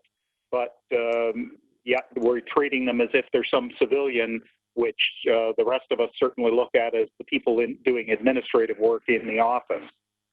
Also in this report on page 9, it talks about insurance premiums and $10 million coming from the reserves for insurance. And I've asked repeatedly for information as to what the settlement of police claims is costing taxpayers under the Toronto budget. Rather, we just see it lumped in as a figure here of $10 million in premiums. And doesn't give us the information that we're looking for as the public. Thank you. Thank you, Mr. Langenfeld. Members, any questions of Mr. Langenfeld? Hearing none. Anybody have any questions on the item as a whole? I have one. Chair, I have one. It's Vice Chair Molnar, and it relates to Mr. Langenfeld's last observation around the insurance premiums. I do recall Mr. Langenfeld having raised this issue in the past, and perhaps we could hear from the chief or his staff as to whether there are any issues disclosing the information that he requested around the cost of the insurance payouts. Thank you. Thank you, Ms. Molnar. Chief, if you could respond to that, and while you're responding to that as well, Mr. Langenfeld talked about workload being down, and I'm sure everyone listening heard that. So I would like you to make some comments on and some clarification on workload being down, as well as the question Ms. Molnar just raised. Thank you. Sure, Chair. I could barely hear Ms. Molnar, so if she could please repeat that. Apologies. Is this better? I will speak without my speaker on. If everyone could go on mute. My question related to Mr. Langenfeld's last point, in which he talks about a repeated request for information around the cost of the insurance payouts to the Toronto Police Service, by the Toronto Police Service, the insurance costs. I'm not sure I recall an answer in the past to this question, which Mr. Langenfeld has asked. Is there a reason we are unable to provide this information to the public? Thank you. You know, I really don't have the answer to that. It's something I could certainly look for and report back to the board through the chair, if that is okay. Thank you. Thank you, Chief. That would be helpful. Chief, can you also make comment on Mr. Langenfeld's statement that workload is down? Yeah, so with respect to that, I think that there have been a couple of misinterpretations of what's happening with respect to police responses across the city. Our calls have gone down, some of the calls for service, but not by a great deal. But what has increased has been our response. Our responses have been higher than the past couple of years, Chair, which means that our officers, our frontline people are extremely busy. And so the difference between calls taken in versus what we have to respond to, I think just to clarify that, we are busier than we have been. Thank you, Chief. I think that was an important clarification for everyone to hear. And just following up on Mr. Langenfeld, one of his other questions, and I had the same question myself. On page 4 of the report where it talks about premium pay, it shows the actual to April the 30th at 14 million and the projected actual for year end at 66 million, which implies that the spending rate will be accelerated the last half of the year substantially. Is that because of getting back to norm post-COVID? Is that why that spending rate is projected to accelerate, Chief? If my CAO could respond to that, please. Thank you. Thank you, Mr. Chair. Yeah, so really it does take into account that there could be COVID, and our response to that will cause some pressures. But we're also going into the summer season, which usually is a busier time for us, where we use callbacks and other means to actually provide the policing services that we need to provide. The courts are also opening up to a certain extent in July. And so we see a catch-up perhaps on some of those cases, which will require, again, our members to attend court and off-duty, which will also contribute to premium pay costs. But a comment I want to make is that last year, our projected actual or our spending on premium pay was about 66 million. We then cut back our budget by about 6 million through the budget process. So really, we were looking for a 20 million reduction this year, which we're certainly committed to doing our best to reduce premium pay wherever possible, recognizing the limitations and the expectations of services that we need to provide. But we've also taken steps as a result of COVID and to ensure that we come in on budget. We've taken steps to slow down civilian hiring. We've taken steps, and they're talked about in the report. We've basically eliminated, well, as many have, travel. We're looking at training. We're looking at special accounts to make sure that we can either defer spending or till next year, or put it on hold, or perhaps even eliminate it. All of which are contributing to our ability to then come in on budget and not create a further pressure for the city, who already has, and we have, tremendous fiscal challenges to start with. Thank you, Mr. CEO. That was very helpful. Members, any questions of the Chief or Command? Hearing none, can I have a motion to receive, please? Marie Mulliner moves. Thank you, Ms. Mulliner. Could I have a seconder? Councillor Nunziata. Thank you, Councillor Nunziata. All in favor? Any opposed? Hearing none opposed, item number 16 is carried. We will now move forward to item number 18, which is the annual report 2019 training program. And Mr. Langfeld, you're up again. Thank you, Chair Hart, and thank you to Vice Chair Mulliner and the Chief and Mr. Feliciano for responding to some of my questions there, and Chair for you raising that as well. On the training side here, I just wanted to mention and obviously this is certainly a lengthy and detailed report, and given the lack of time, I've only had the chance to give it a cursory review. But I noticed there's only 2 mentions in here of use of force, one being training for the ETF, a 3-day course, and then a 1-day course on use of training. Presumably that's it says volume 120 use of force. Presumably that's for the rest of the officers. And I will speak on the last item here on the agenda as well, dealing with use of force, which is part of the basic training. But this is something that certainly, I think, is a major part of the big call by the public happening right now. And I apologize to all the other people that have called in from the public that are waiting for me to talk. I'll try and be brief. But I think this is an issue where the public doesn't agree with the forces idea, the services idea, the board's idea of when force should be used. We all recall the situations, for example, the young man in East End here out in, I think, Oshawa or Durham region anyways, where there was video of a 16-year-old young black man being repeatedly punched by officers as they tried to get him to surrender to them. And the that's something that the members of the public have a problem with. The response from police forces, such as in that case, was, well, that is our training to deal with things that way, and that they were just following policy and procedure and protocol. But that's the issue that we have concern with, is that that isn't what we want as the training and the procedures. We expect officers to be trained differently. We expect that the board, being responsible for administering the training, will be looking into what is being taught and the level of use of force that's being programmed into officers, that they respond without thinking by using force, and that if somebody doesn't immediately comply, they should inflict pain in order to get the person to agree to do what the officer wants, whether it's put their arms behind their back or relax or whatever the case may be. And I don't think the majority of us consider that acceptable.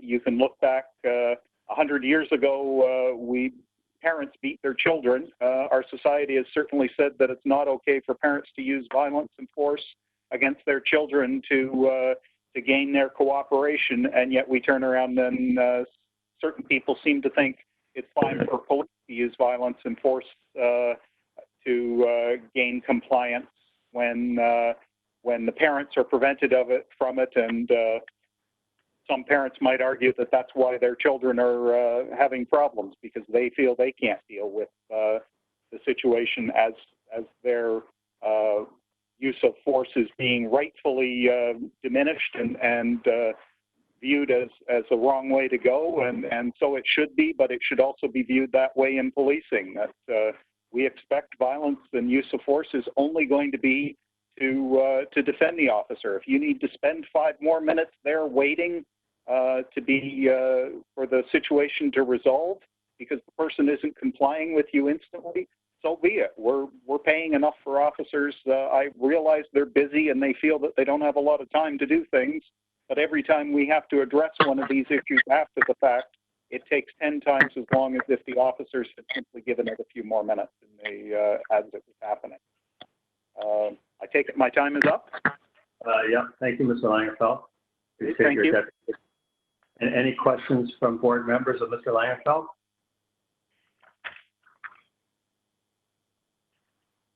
Hearing none, I would just like the chief to comment on much of what Mr. Langenfeld said relative to use of force training and what the service has done in that regard, because he made some comments about violence and force to get compliance, and I think it's important for everyone listening to have a better sense of the use of force training that you have and the work that you've done in that regard, Chief. So either to you or to one of your command members as you see fit.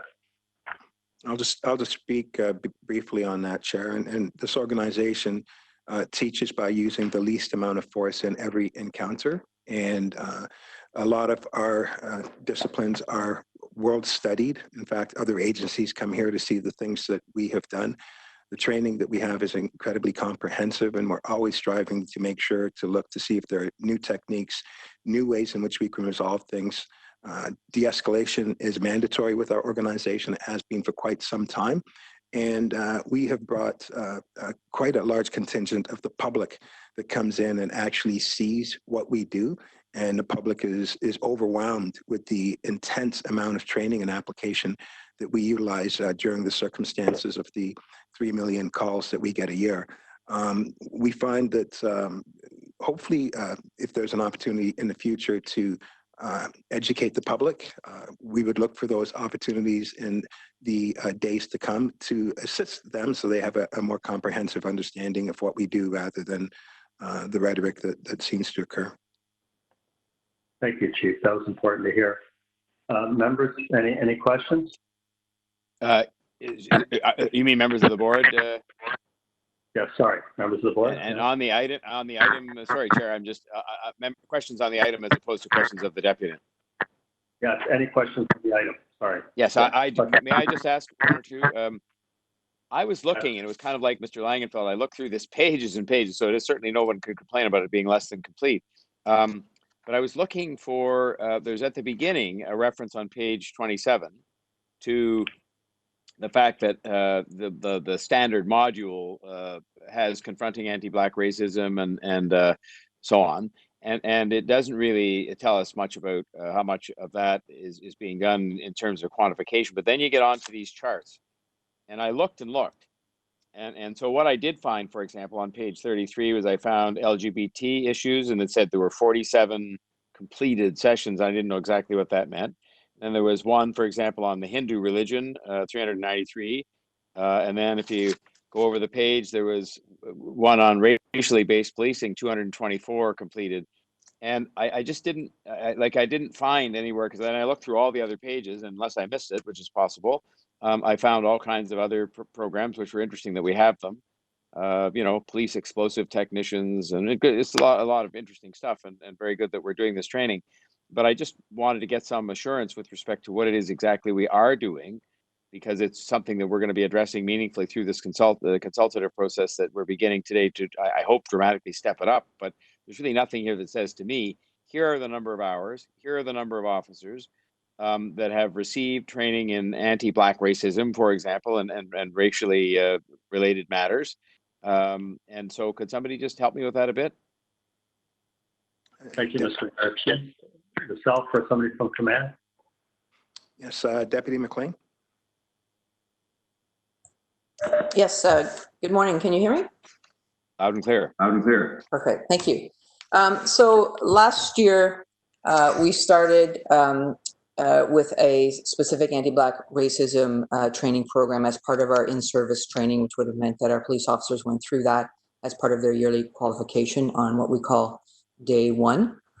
And we are continuing that this year with a program that now, whereas last year dealt with some of the historical, the informational pieces about anti-Black racism, this year is a year where we have designed a program that applies anti-Black racism. So understanding the relationship between anti-Black racism and policing, divining the impact of third-party racial profiling, and identifying where it may impact in the workplace. So this year's program is much more applied in terms of what it can look like for our officers doing their work.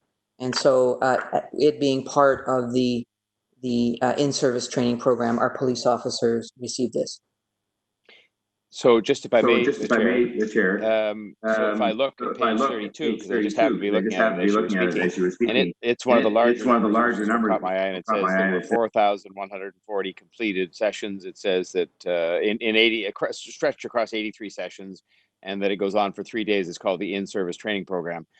Would I assume then that line, for example, incorporates, because you just made reference to it, the anti-Black racism training program, and might we be better advised because of the even for the status quo, which I hope we will improve and extend, that it might be wise to break that out so that we can see, because really there is nowhere else here we can see what you just said, which is that I presume the number would be 4,750 officers, if that's how many we had last year, all at some point in time received that training on anti-Black racism, and that it lasted for X hours, and that it might be useful if that was shown somewhere here. Just in, I think that's what I understood you to say. Everybody got it. Yes, absolutely. That is a possibility, and we can improve upon that. Thank you. Deputy McLean, what the mayor just said is accurate. Is that correct, Deputy McLean? Yes, so it would have been the number of sessions and the number of officers that would have gone through our in-service training program. I believe it's there's a little bit of information on page 27 also that talks about what the course is about, but the number of sessions per year and the number of officers that went through that is what he has referenced. I hear him saying he wants a little bit more detail on the time spent and things like that, which we can improve upon for next year's report. Great, thank you. I think that would be very helpful. Thank you. Mr. Mayor, do you have any other questions? Well, I mean, I would have said same questions with regard to mental health and dealing with those. And I see if you go through this long list scattered through there are many different courses that seem to dealing with people in crisis and so on, but there seem to be many fewer people taking them. And so I just hope we have to me, it's just about speeding up this process we're going to embark upon now without presuming upon the results of it, that we will make sure that there's a base of information about what people get now, which I believe to be inadequate. And I believe some of it perhaps should be delivered outside of the police college, quite frankly. But having said all that, if we can get the base of exactly what people get now, how many people get it, how often they get it, what it consists of, and I know we have all that, it's just not presented in this report. I think that'll be very useful and necessary information for us to proceed with our reform discussions on. So I thank the service for pulling that together and for this report. It's very thorough and in many respects impressive, but there's work to be done in some areas. Thank you, Mr. Mayor. Members, any other questions? It's Marie Molliner here. I have a question for Deputy McLean that follows up on the mayor's question. So my question is about how we will know through perhaps the processes that are to come, but how would you know now that the training is achieving its objective?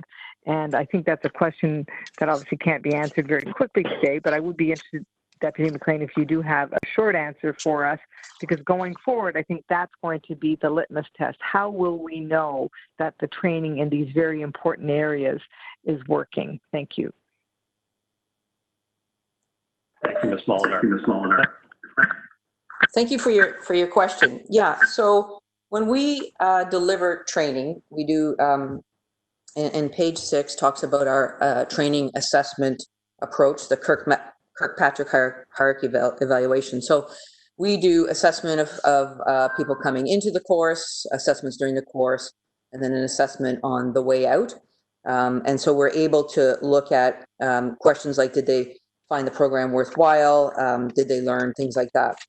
What the college is embarking on through this report that we do annually, and I want to give context to board members, is that the college offers over 130 courses, and then in addition to that, there are over 150 specialized courses that our specialty units train to. So, for example, our Marine unit, our emergency task force, our police dog services have special training. So there's over 300 courses that the service does. And what this report does is that it picks three courses that either haven't been evaluated for a time period or are involve high-risk activity where we want to make sure that some learning has taken place.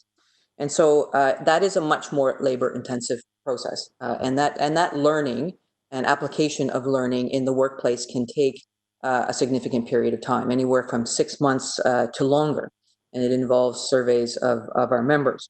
So one of the things that Human Resources Command has been working on with the Toronto Police College and the management team there is actually a more robust evaluation process, because that is labor-intensive. And to answer your question and to get to that piece would require more surveys, perhaps interviews of people in the workplace, maybe even interviews of community members to see that exact piece. And I know approximately, I'd say about 3 weeks ago, I saw the first draft of a request for information so that we are looking to test the market for a supplier to build and deliver that type of comprehensive transfer of learning analysis, and that will help the service to understand any investments that we could make in this learning transfer model. I can tell you that this has been a goal of Human Resources Command last year, and it is still one this year. And like I said, we're taking concrete steps to actually get to that.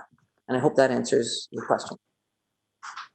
I think that's a really good start. I think that what we have ahead of us is an opportunity that we have started over the course of the past several years to really involve the community in setting up their expectations around what community safety looks like in their community, including how they might assess whether or not the training works. And I know you did mention that. So other board members will recall that there are other jurisdictions that have put in place community safety audits. We've done some research projects along those lines. So I would encourage us to very much going forward build in a community feedback loop on how communities, very specific at the local level, communities feel their police officers doing in relation to the key areas of training that are in the public eye, in particular, over the past several months. Thank you.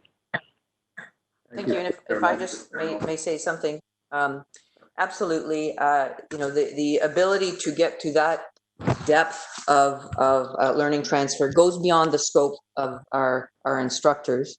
But I would like to say that our training is developed in consultation with a number of experts, and they could be medical experts, they could be academics, they could be experts in healthcare, for sure, legal experts. And we do develop our training in consultation with community groups, specifically, the community development and safety well-being unit and the staff there.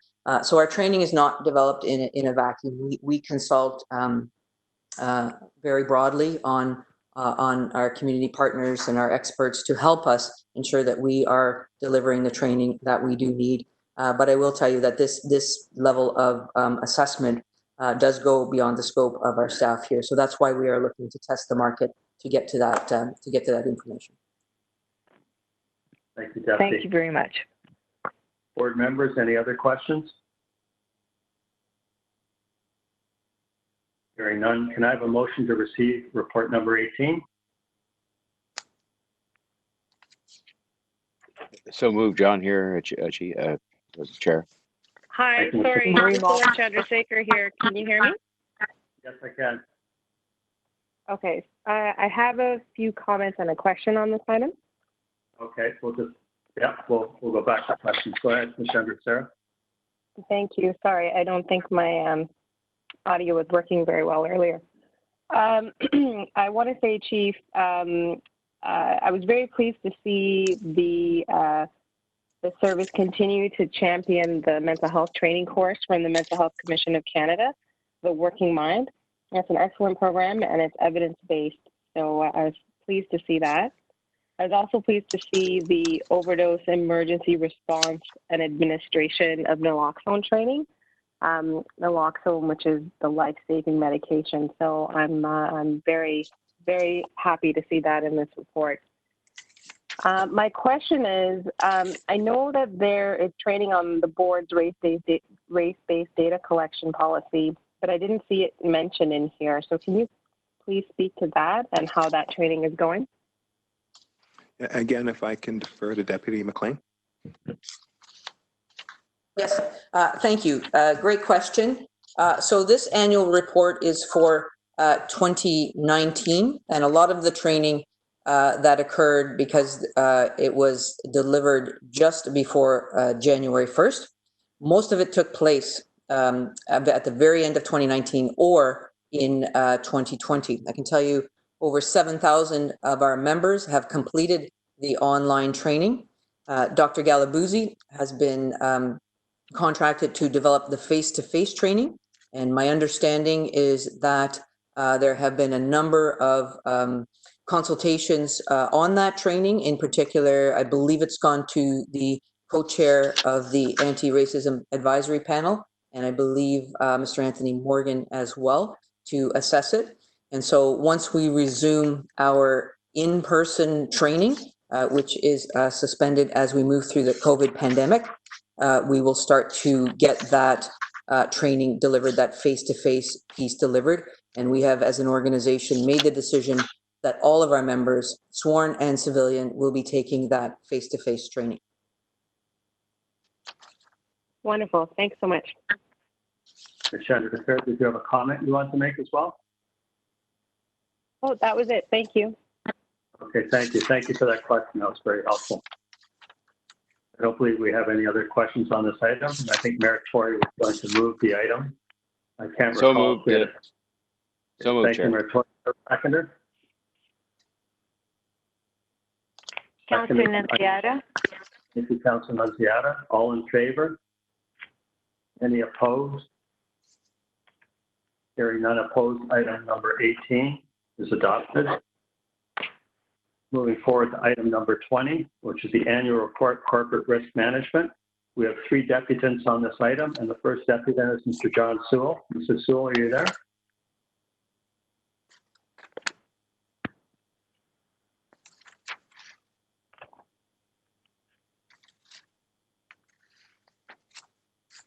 Mr. Sewell there?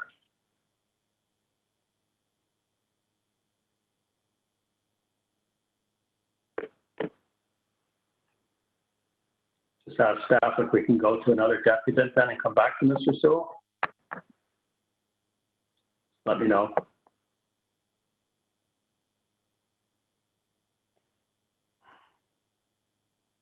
Chair Hart, I can't contact him, so if you can move on, and I'll try to re-engage him.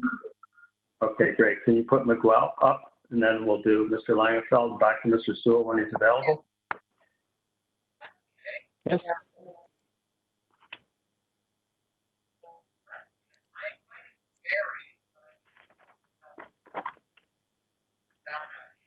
Well, you can begin your deputation.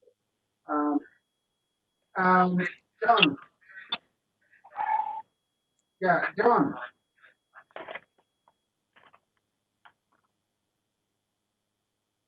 John. Okay, before we proceed, can we read back the notes from the last telephone conference that we had between you and Barry? So that Barbara can be up to date. Miguel, if you're starting the deputation, I'm not sure if that's you, but I can't really hear you.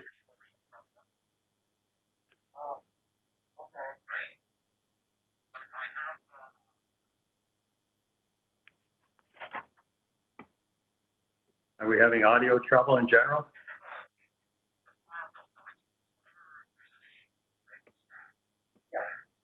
Mr. Sewell messaged that he's having trouble.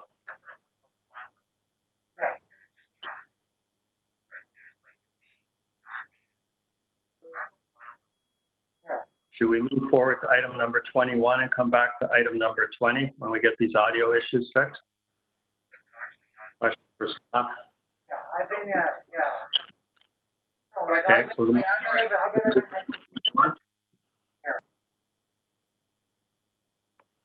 we will move to 21. Respond, please.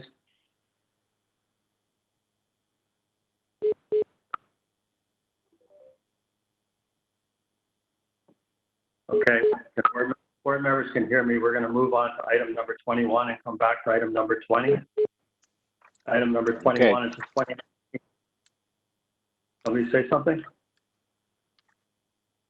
Item 21 is the 2019 annual hate crime statistical report. We had a deputant, but he didn't show. So, Mr. Mayor, I believe you held that report, so it's over to you.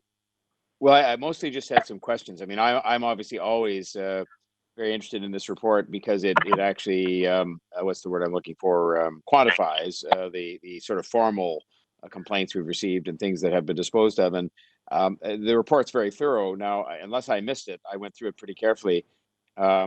It doesn't provide as much help with regard to the trends here in respect of the as between the different groups. I mean, in a way, it doesn't matter because the groups that have been the victims of these hate crimes are more or less the same groups. But I thought, and I couldn't really tell. I thought I read it pretty carefully.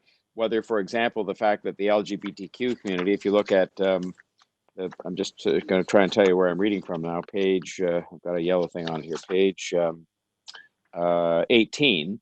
It's now in receipt of the second most occurrences, or the victims of the second most occurrences at 26, and Muslim and Black communities are below that.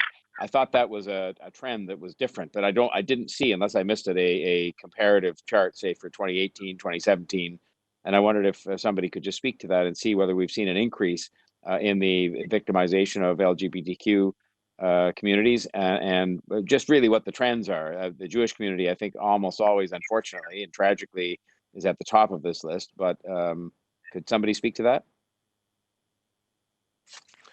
Sure. Respond. Yes, Chair, Deputy Reamer. I actually have Detective Karen Beasler with me. She's our subject matter specialist and has been in hate crime here, and you've heard from him before over the last several years. I'll let her answer some of your questions. Thank you. Hi, good morning, Mr. Mayor. It's Detective Beasler. Can you hear me okay? Good morning, loud and clear. Thank you. Okay, the trends that from like year to year, those are not included in the report. I do have those in a separate document, and I'm more than happy to speak about that. Typically, we compare victimized groups from the current year to the year prior or previous. So I do have a chart with comparative trends from 2019 to 2015, but that would not be included in the report. That being said, all annual hate crime reports are publicly available if anyone were interested in comparing statistical data from year to year. But I'm more than happy to provide that. I did just find, actually, as I'm sort of listening to and just flipping through this again, trying to make sure I didn't miss something, that it does say here on page 20, the total percentage of hate occurrences targeting the LGBTQ community increased from 9% in 2018 to 19% in 2019. So, in fact, I was right in just remembering that this represents quite an increase. Do you want to speak to that at all in terms of, do you think increased reporting, or do we think there's actually an increase in this kind of hate motivated activity in those communities, or do you have a sense of that? Well, there's multiple things that can affect reporting from year to year. That can be education initiatives, community outreach. What I can say is that in 2019, the LGBT Liaison Officer and Community Partnerships Engagement Unit held the Second World Conference within Toronto. So, I mean, that could possibly contribute to an increase in reporting, just community vigilance, people being more aware coming forward. But increase in reporting is always good. It shows that we are listening and hearing concerns from the community. But again, there can be a multiple number of factors that can affect reporting from year to year.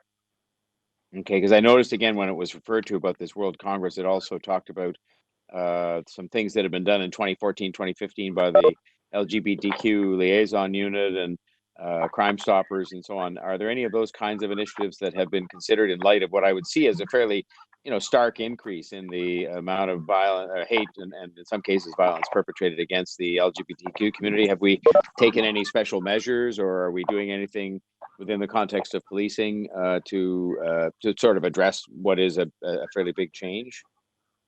Well, we're continuously working with our community partnership engagement unit. We remain fully engaged with them. We ensure that within those occurrences that the investigators are following up, offering the respective victim support and services.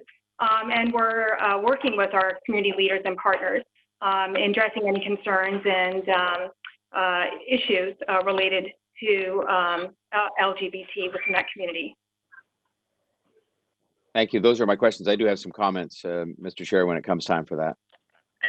Thank you, Mr. Mayor. Any other questions from board members on the report? Hearing none, going to speakers. Mr. Mayor, would you like to speak to this item?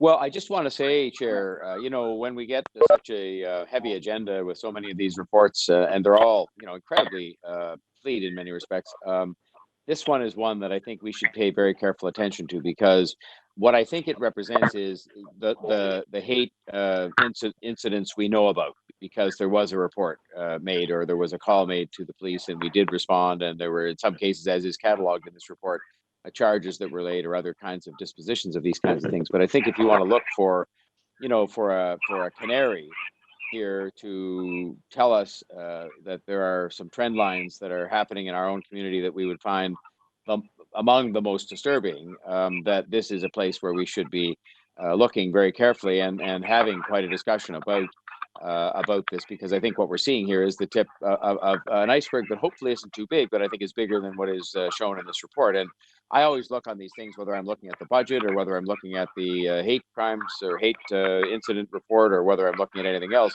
at the trend lines.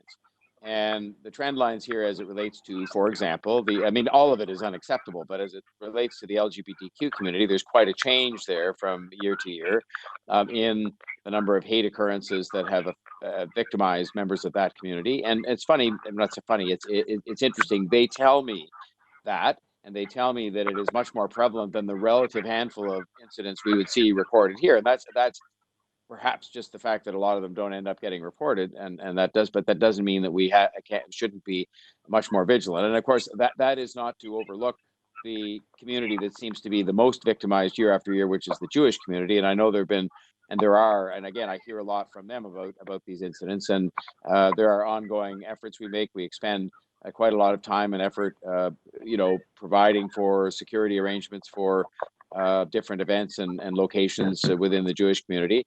But and the report talks about a lot of different things that go on to sort of follow up on these things and have community liaison. But I just hope, my only comment really is to say, of course, anything more than 0 in this report is disturbing against any group, but that I hope we take the time as a police service to really talk not as much about the statistics as about the minimization of this. I mean, a lot of it has to do with societal attitudes. A lot of it will have to do with some of the reforms we're talking about to generally have a better model that works better. But a lot of it just has to do with us, you know, as the people most likely to have the collection of this information, deciding what we should be doing about it, and having some time taken to discuss that, as opposed to, you know, sort of looking at the pie charts, which are, I guess, useful, but don't really answer any questions as to how we can drive those numbers down to, as I say, what can be the only objective, which is 0.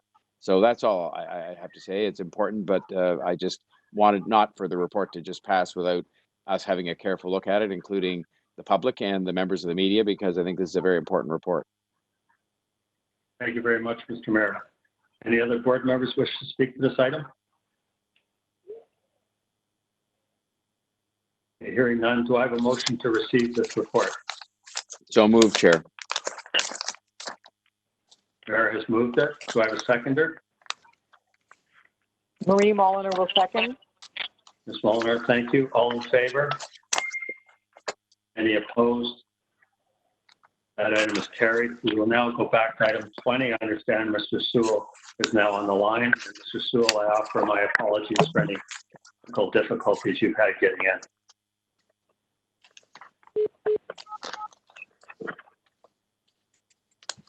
Mr. Sewell, go ahead now.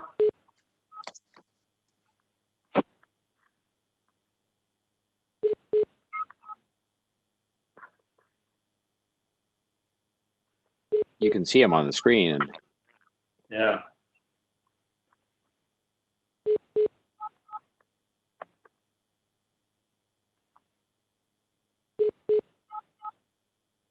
we able to resolve this? Hello? Can you hear me? Mr. Sewell, I hear you loud and clear, sir. Can you hear me now? Yes, sir, we can. Sorry for the difficulty getting in. My apologies. Jim Hart speaking. I think I want to say your program is disgusting. Just absolutely awful. I mean, you know, there's lots of ways of doing things on the computer to speak like this, as I've done many times. This is not a success. I'm very angry at it. I want to speak to item number 20, particularly about the use of firearms and guns. As the report makes very clear, the guns were used, I think, 27 times during the last year. Once to deal with somebody, with a suspect, 4 times to fire at a vehicle, twice by mistake, one of which, of course, injured a teenager, and the rest of the times to deal with an animal. So it's very clear the gun is used very, very few times by police officers, particularly when you're dealing with individuals. Last year, the year before that, it was only used 3 times. So one has to really question why it is that the rank and file officers have guns. It would Agency Task Force had guns because they are used so rarely. It's interesting that the cost, if you go to the budget for ammunition, was estimated for last year at $2.4 million. And the cost of actually buying more guns was $600,000. So $3 million was spent on guns last year for buying them and for buying the bullets. And that means that, in fact, the cost for every time to the public for every time a gun was used was about $100,000 each time a gun was fired. Staggering amount of money. And it's quite clear that, in fact, officers, rank and file officers, don't need guns. And I think if one wanted to start to do something to defund the police, it would be to say, we'll take away the guns from the rank and file officers, only the emergency task force will have them, and they'll pull them out when it's required. And then what one can do is one can get to the place where the Metropolitan Police are in London, where they have a slogan, policing by consent. Much different than Toronto Police, where police are armored and they frighten people with all their guns. So I think that's something that, in fact, the board should be looking at. One might also throw in there the whole thing about conducted energy weapons, where $1.3 million was spent on them last year.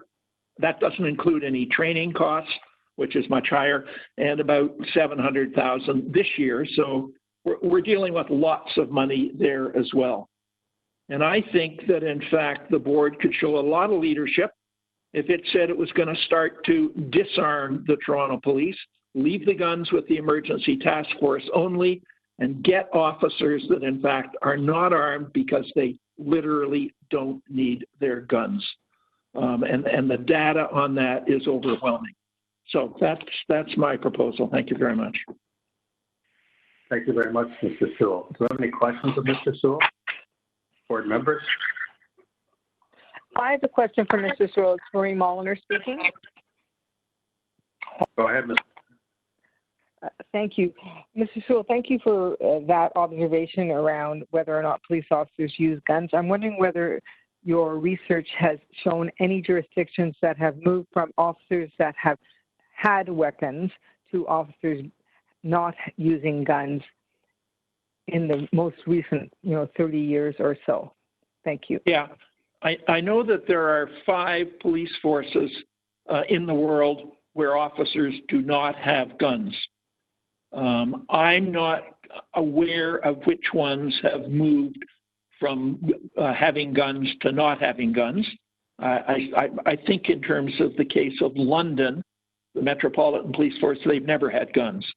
But I think in terms of New Zealand and Finland, they might be situations where they had guns and they don't have them now, but I don't know. Well, thank you very much. I think reasonable people would consider that inquiry into whether or not all officers need guns to be a valid inquiry, and I certainly plan to bring it forward as part of the police reform discussions. Thank you. Thank you, Ms. Molliner. Any other questions for Mr. Sewell? I'll just put one of Mr. Sewell's points over to the service, perhaps to the chief. Mr. Sewell talked about CEWs and the amount of money spent on them. Could someone from the service talk about how the CEWs have been deployed and give and respond to that comment? I would appreciate it. Thank you. Sure, Chair. Last month, I believe there was a very comprehensive report that was submitted to the board concerning CEWs, how we have enhanced our oversight with it, what the results are. And if you want us to speak on that again, sir, I definitely have Deputy McLean do that. Maybe you could just have Deputy McLean give a very brief overview of kind of the impact of CEW last year as an example. Just a very, very brief overview just to address the comment that was made. I think it's important that people listening hear that because they may not have tuned into last month's debate.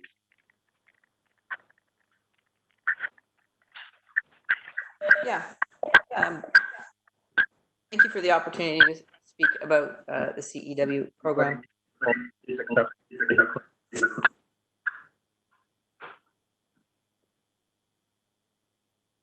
Go ahead, Deputy. Thank you. So one of the things we do is report quite thoroughly to the board, and our annual CEW report was brought forward last month. And when we look at how we deploy the CEW, there are a number of specialized units. For example, the Emergency Task Force is a specialized unit with a CEW, and we, in February of 2018, requested approval to deploy the CEW to our frontline. And our frontline priority response officers were the subject of this ask because they often go to 911 calls for service. And so those calls from members of the public who either live, work, or play here, who felt that their safety is in jeopardy. And so we saw a gap in terms of our desire to have zero death and needed a tool between empty hand techniques, the baton, the OC spray, and the firearm. And so we requested of the board in 2018 to deploy this less lethal option to our frontline who attends these unpredictable calls for service at times, I'll say. With that deployment, we enhanced our training. And so our training surpasses the provincial standard by 8 hours, of which some of the costs that Mr. Sewell alludes to are actual training costs because we put our members through rigorous training before they are issued the CEW. You can see through the evolution of the board reports, both annual and quarterly, some of the enhancements we have made to the oversight of this program, including a review team at our college. We've trained our professional standards members who would be looking into CEW deployments where misconduct could be an issue. We are always looking at technology to enhance our oversight of this program. And then in last month's annual report, we looked at what other services, both within Canada, the United States, and the UK, are reporting to their boards and by extension to the public. And we found that we were reporting most often and most in depth on this program. And I'll stop there in case there are any further questions. Thank you. That was helpful. Any questions, Hi board there, members? it's Upala Chandrasekhar here. I have a related question to the CEWs. Right ahead. Thank you. I did review the CEW, the annual CEW report from last month. And I note that on this corporate risk report on page 19, I noted a slight discrepancy in the reporting. So this report says that in 2019, CEWs were used 679 times with 65.1% demonstrated force present. However, in your report to the board last month, it said that CEWs were used 631 times with 70.1 demonstrated force present. I was hoping that you could speak to that discrepancy in numbers. Thank you. Yes, absolutely. Thank you for that question. Yes, when we report to the board, either quarterly or our annual CEW report specifically, we are looking at the number of uses on persons, so what we refer to in the reports as subjects. In this report, it also combines not only the uses on subjects, but also unintentional discharges. And what we found when we expanded our deployment is we had a number of unintentional discharges. And so that caused us to look at how we were training our members so that we could prevent those unintentional discharges. And I believe it was the June report last year where we indicated how we had changed our training so that we could reduce the number of unintentional discharges. So in summary, the CEW report talks about uses specifically, and we have a note in the report that is a caveat that says the analysis that we do on the CEW report excludes those unintentional discharges. In this annual report, they are included, and that's why the numbers are different. Great, thank you. That's very helpful to know. Thank you, Deputy. We should move on to the next deputy. Miguel.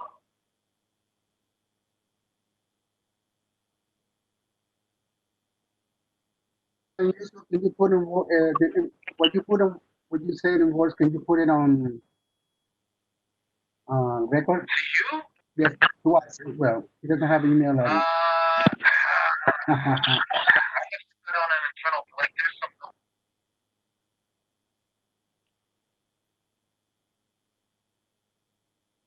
Well, I can't hear you very clearly.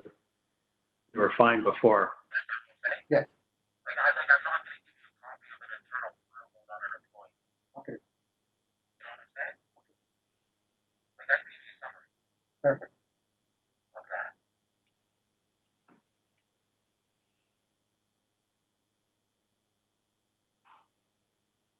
Then I have to attend a 2 minutes.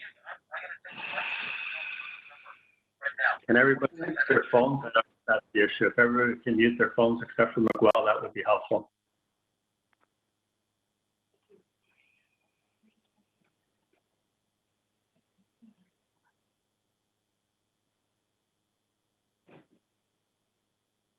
Chair Hart, I think Miguel might be on another call right now. Maybe we can move to the next president. Okay, Mr. Langenfeld, please. Hello?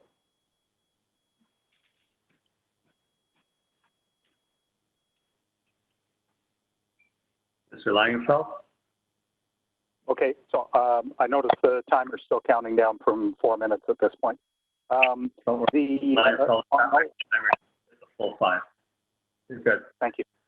On the last item there, the chief mentioned that the service is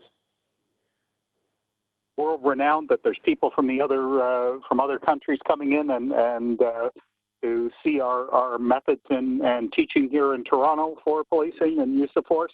But I would point out, of course, that the protests that are going on right now are around the world, and it's not just here in Toronto that people are saying that changes need to be made.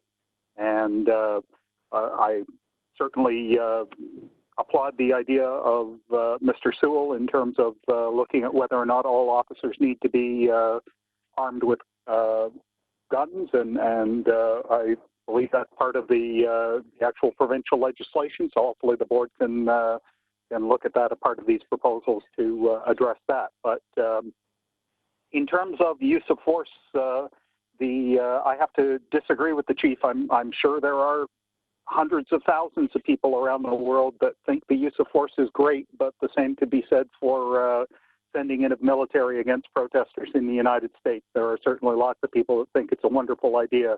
That doesn't mean it's a good one, and it certainly doesn't mean that the majority of people agree with it. In terms of the report here, the risk management report, I certainly commend it's a fulsome 35-page report. I wish we'd had time to actually go through it in full detail. But looking at it from the use of force side of things, it talks about reporting. And it's on page 17 that it speaks of reporting. Ontario Regulation 92690 and TPS Procedure 1501, use of force, compels each member involved in an incident to submit a use of force report, UFR, to the chief of police whenever the member, one of the points is, uses physical force on another person that results in injury that requires medical attention. And I think that's part of our issue currently, is that what we don't report on and what everybody seems to simply dismiss is the use of force where there isn't an injury that requires medical attention, or at least that the service isn't notified of it. I can speak from personal experience of being in police custody and saying that I was injured and being told that, well, I could go seek out a hospital after I was released from custody several hours later. That, of course, the issue is doesn't come out in any use of force report, as do the same is the case with the thousands of other situations where just as a natural part of their job, officers use force on a daily or hourly basis. And so I would suggest that one of the things that needs to happen is the board needs to have some kind of reporting of the other, what is currently untracked, times that force is used. And whether that's completing the same report in all cases for a couple of months so that we have an idea of how much force is actually being used, or whether that's another method to come up with that information. The reality is that we don't know currently how many other times and what kind of justification there is for use of force. We look at a lot of these reports, and the justification is not included in any of this information in a lot of cases. Certainly in some cases it is, and I applaud that, and it's very useful when that's there. But there are so many other times where that isn't the case. For example, on page 18 of that corporate risk management annual report, it speaks to officers are not required to complete a use of force report when physical control options, including handcuffing a suspect, are the only use of force options used, and there are no injuries requiring medical attention. Now, I can speak to a personal situation where I've seen a Toronto police officer handcuff an eight-year-old child and put him in the back seat of his cruiser I expect to scare straight that child, and that after he heard the little boy was a Syrian immigrant, that seemed to be his response. And the problem is that doesn't get reported anywhere, and if nobody's filling out complaints, which given the system, a lot of people don't fill out complaints, and that's understandably the case, there are a lot of issues that we never hear about, and we will never hear about at this end. What we do hear is a loud public outcry of tens of thousands and millions of people on the street saying the current situation is unacceptable. Thank you, Mr. Langfeld. Your time's up. Appreciate your reputation. Board members, any questions of Mr. Langfeld? Hearing none, thank you very much, Mr. Langfeld. Is McGuall able to do his deputation now? No. Go ahead, McGuall, if you're on. Yes, what item are we on? Sorry. Yeah, we can hear you. Go ahead. Yeah, everybody can mute their phone. What item are we talking to now, right now? Sorry. Right now, item corporate risk management. Okay, great. Thank you. Sorry, I was in another phone call. That's okay. Go ahead. Well, with regards to this, it's very simple, Mr. Jim Hart, John Tory. We need to stop paying the legal bills of police officers. I know it's embedded in the collective agreement between the Toronto Police Union and the City of Toronto as the employer. So those are the things that need to happen, because when members of the public that have been victimized by police officers, there is no legal aid. There is no financial recourse for members of the public to sue the Toronto Police. They have to sell the vehicles. They had to mortgage their homes. They had to borrow money from the bank. So that unfairness that we have talked to you for 10 years at the board needs to end. Because if I have be put on discipline charge and to stay at home and collect money, that doesn't look good in the eyes of the public, especially the overburdened taxpayer of Ontario. So again, repeating what John Tory's proclamation on what have occurred in the city of Toronto, he acknowledges that we need to make changes at the provincial level. So if Ford is listening in to this conversation or this meeting, I want to remember him that we have a good policy, a good bill 175 that was going to address these issues of discipline matters. However, once the Ontario government, the Conservative government got elected, it replaced Bill 175, the Ontario Safer Ontario Act, for the Comprehensive Ontario Police Services Act of that they call it Bill 68.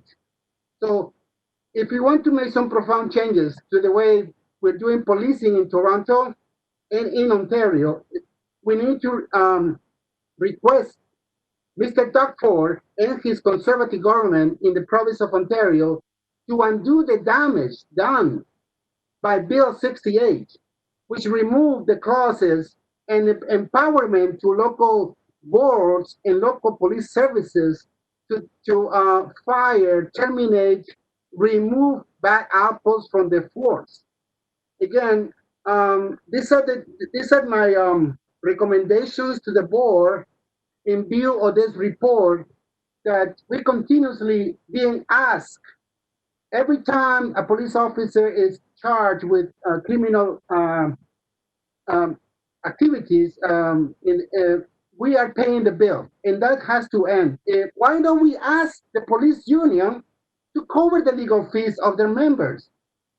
And by the way, why can't you just a police officer, if we want to remove that perception that are invisible, why don't they can just apply for employment insurance like everybody else, or welfare if they stay if the employment insurance benefits expire? Why we had to pay them a full salary base? Those are the things that the government is out for, needs to understand that the cries for change in, include the removal of these privileges that no one else has in Toronto or Ontario. This is the only province that we allow police officers to remain at home, being paid, and also the legal fees covered by Toronto taxpayers' money via the risk management office. That's all my comments, Mr. And I would like to speak on item 28, 27, and 29 as well when I had a chance. Thank you. Thank you, Miguel. Any questions of Miguel? Hearing none. Any questions on the report itself?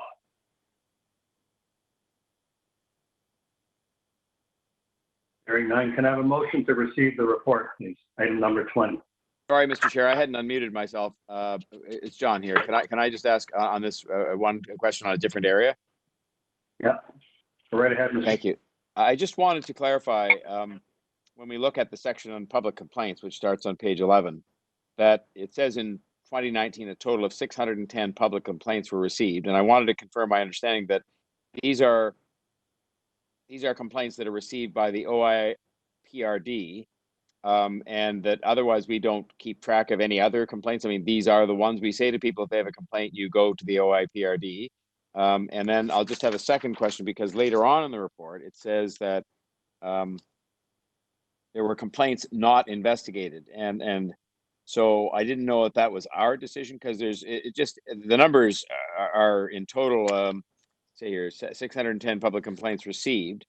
And it adds up to a slightly different number of total public complaints. Oh, sorry, that's the average, 610. Okay, so there's 288 that get investigated, and that's all by the OIPRD, I assume, not by us. And then of the 322 that are not investigated, is that a decision made by them or by us? I just wanted to confirm that. That's on page 26. Chief, can you or Command respond to that, please? Sure, Deputy McLean.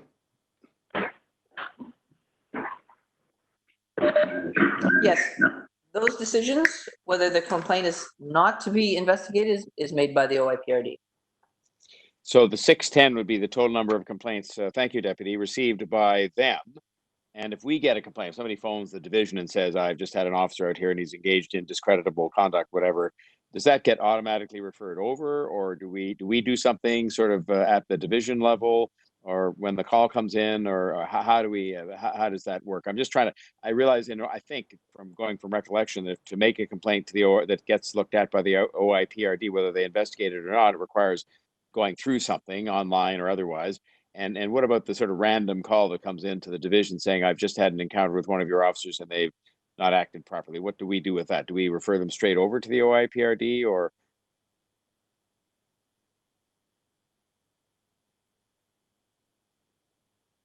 Yeah. So for your example of someone calling a division, the supervisor would refer the person to the OIPRD, and the OIPRD would liaise with our professional standards so that we are aware of it. OIPRD would make the decision as to if we were to investigate it or not. Okay, so the 610 we have here for 2019 then would represent sort of the total, in the sense that if there was a call came in and it was about a serious complaint that couldn't be resolved kind of on the phone, which I assume some of them might be, that would get referred straight over. The OIPRD would then make a decision as to whether to investigate or not. And they chose, in this case, this year past, to investigate 288 of those. and there are various findings, but that's how this works. Yes, that's correct. Okay, thank you. That's all I had, Chair. Thank you. It's Jim. I just have a follow-up question on the same page of public complaints. When I look at the trend lines, some divisions are trending higher than others. Some trend low every year, some trend higher. I'm just wondering what you do with that information when you see trends that are higher and trends are lower. What do you take when you get that information?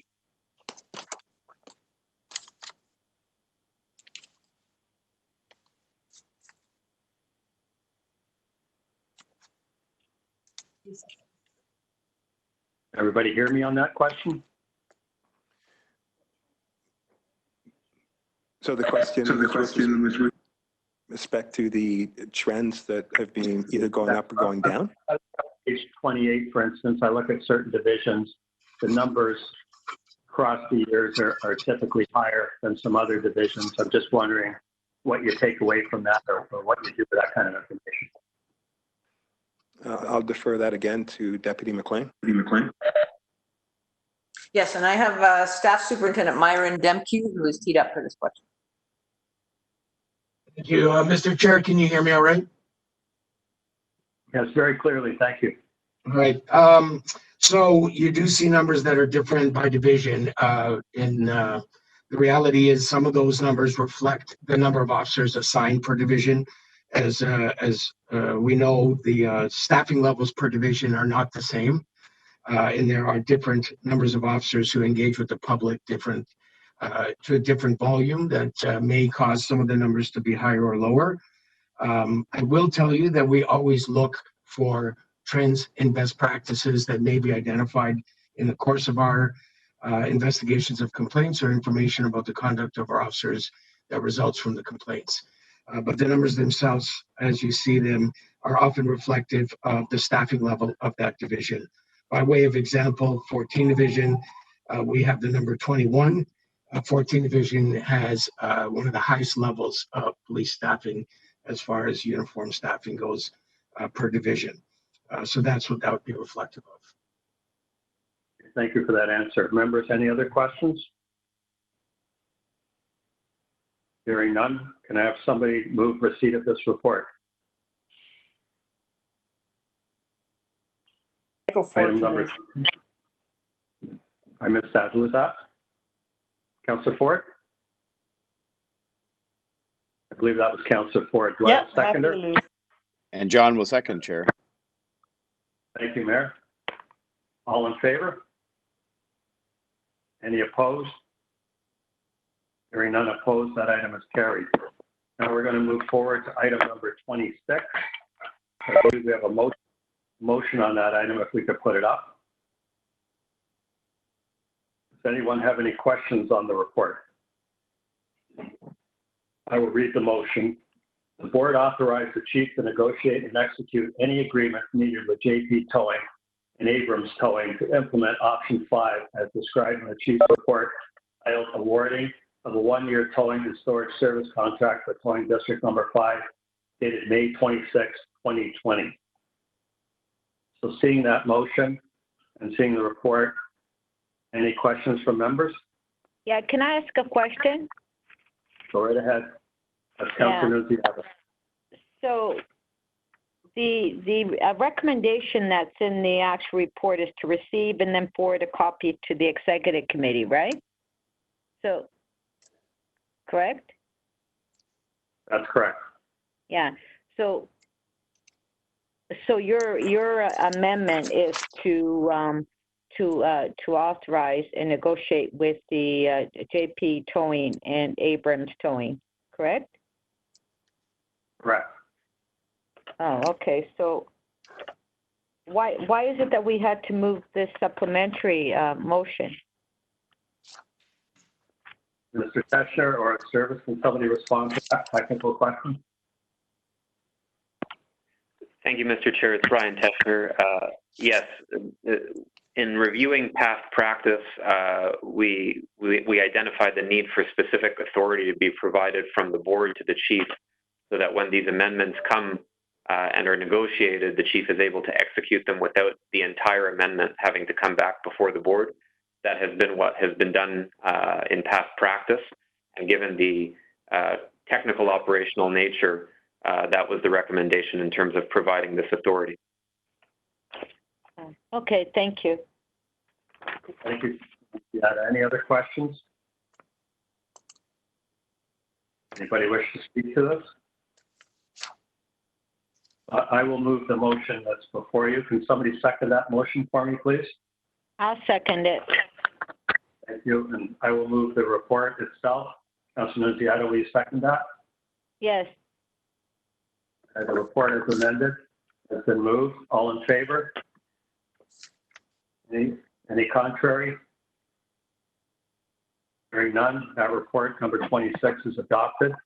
We're now moving on to report number 27, which is the 2019 annual report, U of P Special Constables. And Miguel, we have a Ron. Thank you again for allowing me to speak on this item. So last 2 weeks, I have attended the peaceful demonstrations in the city of Toronto. And all I can tell you that with regards to this item, as the public spoke on the injustices that happens in the city, the chief of police and the mayor had concluded that they could have equipped Toronto police officers with body-worn cameras. It is my understanding that it's going to be implemented by the end of the summer. Thank you, Chris Langenfeld, for making points with regards to the legislation surrounding the use and operation of body cameras. My points here, Mr. Jim Hart, is about the other staff that you certify annually or every 5 years. I'm talking about the TCAC, TTC, the U of T, special constables, the Ryerson University, I believe, is part of the new request to have special constables. All of them don't have body-worn cameras. We have had complaints about these officers, and I want to make a point that in 2019, I appeared at the TCAC Board of Directors, and I requested that the CSU, the Community Safety Unit, be equipped with body-worn cameras. At the end of my deputation, I was told that, Miguel, this is a wonderful idea. Wow, good to know, Miguel.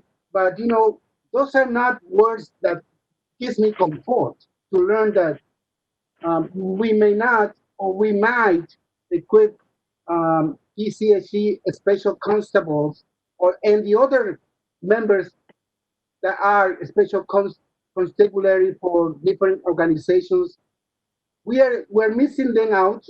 If we are going to equip only the Toronto police officers, we're not doing a service for justice and for investigation purposes, because we have had cases where this is TTC special transit inspectors have beaten up a black youth, and there's another one where another case this year in 2020, that a man got beat up in a streetcar. So those bodyboard cameras will allow us to evaluate how the training is happening. What kind of training we're giving to our officers, special constables? Are they compliant? So only the video can reveal if they are complying with the legislation, with the training, and et cetera, et cetera. So I would like to know also, Mr. John Tory and Mr. Mark Sanders, how are you planning to pay for those body-worn cameras that you are planning to equip your members of the Toronto Police? I know that you always request money at City Council, and you always find councilors willing to accept any demand, any request. But when it comes to people's needs, like the homeless, social housing, daycares and other services that we lack because we are investing a lot in our Toronto police, but we need to ensure that you find that money from between your services budget. Perhaps you should consider closing down the stations. One of those, you know it, 14 Division is one of those stations where most come from, and 52 Division as well. We need to start laying off staff if we are going to ensure that we have accountability process via the body worn cameras. Those are my comments, and I hope to hear an answer from John Tory how is cover this the cost for body worn cameras, because I don't want to see another request for money and you don't doing anything to ensure that you find that money from between your budget. Thank you. Thank you, McWell. Any questions on McWell?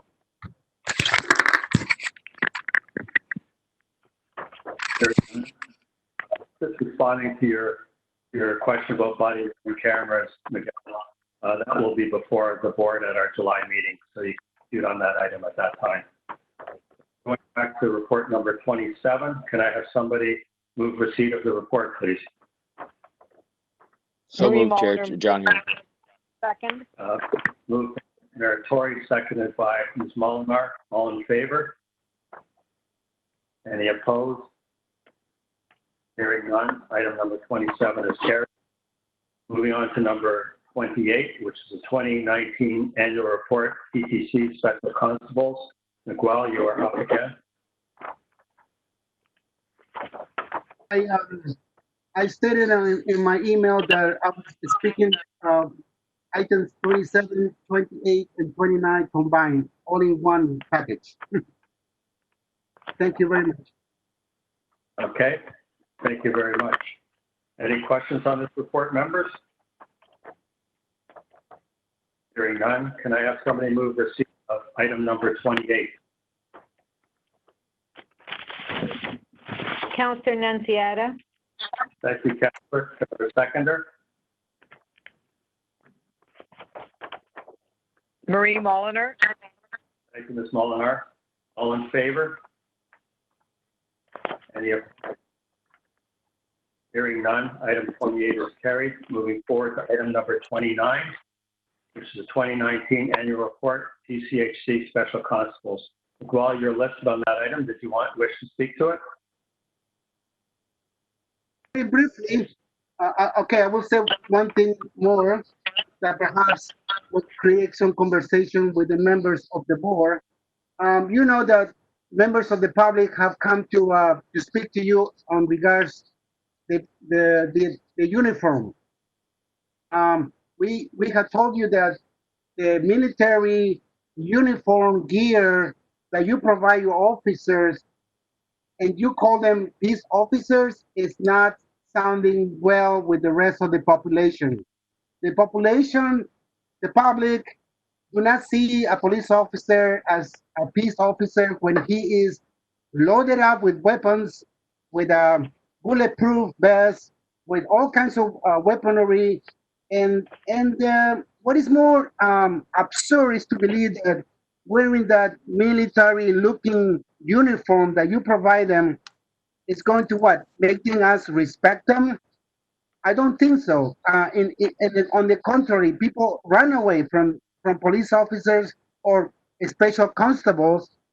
All of them seems to have the same uniform. The color is dark blue, and it is military style with pockets. And really, it's something that needs to change. I know that you are promising changes. You're promising listening to us, but why you haven't heard from us for the last 10 years about the appearance and the uniform? You need to change that out, the look of your special constables, so that people don't fear of their presence, especially people with mental illnesses. They run away. They don't want to talk to them because of their appearances. But if you change your attitudes, I mean your style, your culture, your uniform, you will see a different change. You will be more approachable than now. People fear you. Thank you so much. That's all I had to say. Thank you, Miguel. Any questions of Miguel? Hearing none. Going back to any questions on the report itself. I have somebody move receipt of report number 29. Happy to move. Thank you very much. Do I have a seconder? Anybody wish to second the report? Marie Mulliner, second. Thank you very much. All in favor? Any opposed? That item is carried. Now we're moving forward to item number 34, which is the status of Section 11 investigation by the Waterloo Regional Police Service. Mr. Langfeld, you put this item forward, so can you speak, please? Well, thank you, Chair Hart. I had actually asked that we begin with a report from the service on what the status is, and then I can comment on that. It's kind of hard for me to comment on the fact that 3 years ago a report was sent and we haven't heard anything back. So, yeah, is there a comment first? Thank you, Mr. Langfeld. Over to Chief first. Chief, can you give us an update, and then Mr. Langfeld will speak after. Thank you very much. Thank you. Thank you, Chair. So the information that I have, and I'm certainly not going to lock in on it because things have been back and forth. I believe that there's a possibility that the decision could be made either this month or next month. I certainly haven't been given the exact dates, but it's definitely within the end of July that I believe that a decision will be made, and I will check with council to verify that.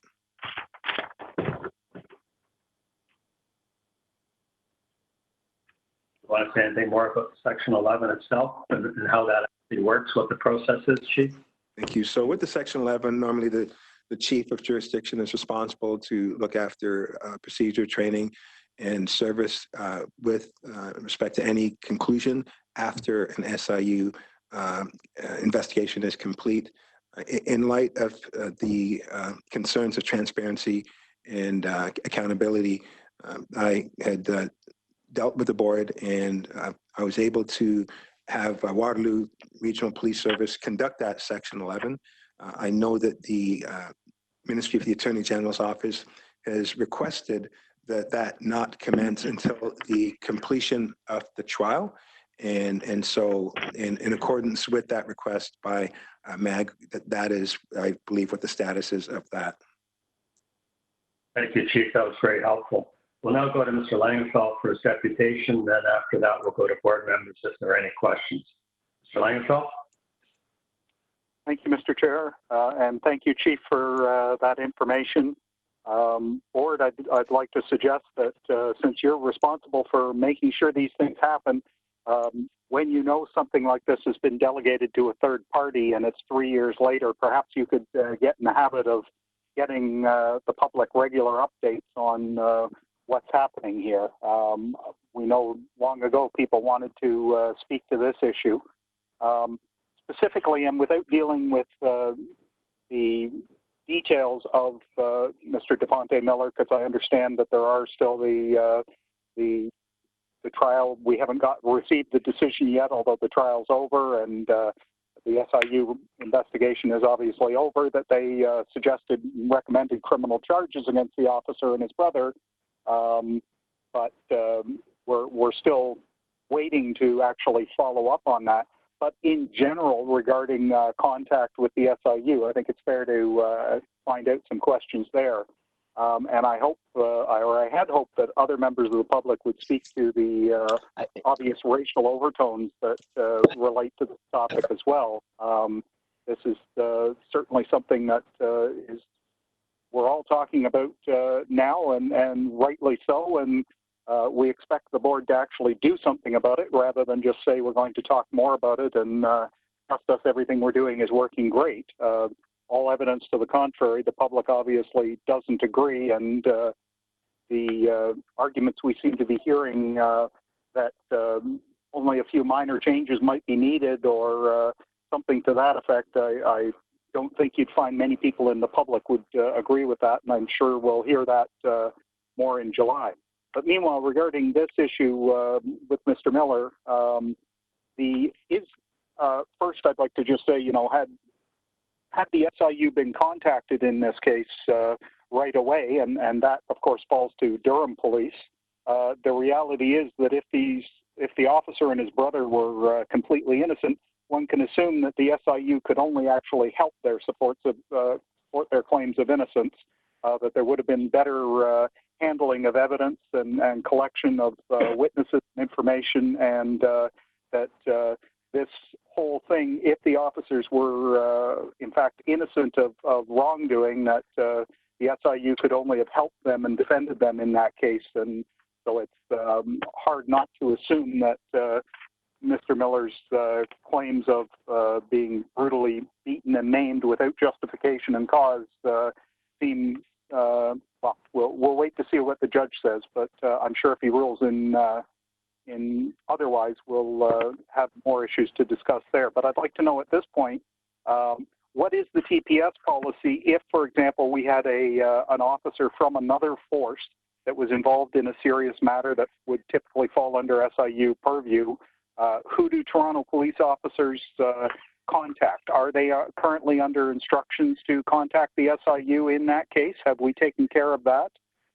And I'd like to understand the internal workings of the service, that if officers, if any particular officer at a scene believes that SIU involvement is warranted under their mandate, then do those officers contact the SIU directly so that we could have a dozen officers calling it from a scene and ensuring that it doesn't get missed, or does it?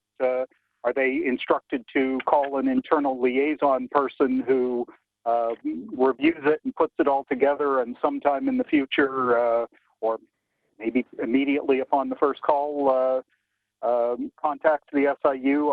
I'm just looking at what are the time delays, and is it possible to make sure that by directing officers to speak directly to the SIU, we can avoid the possibility of things falling through the cracks, which best case scenario is what happened with Mr. Miller, and it certainly appears to the public that it's much more nefarious than that.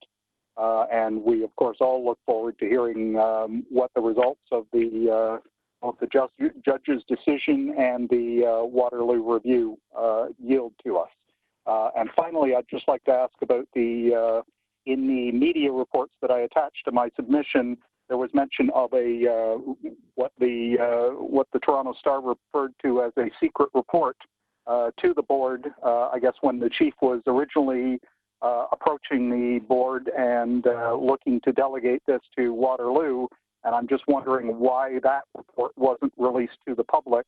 I believe that the legislative requirements are that everything that the board does between the board and the service should be publicly disclosed.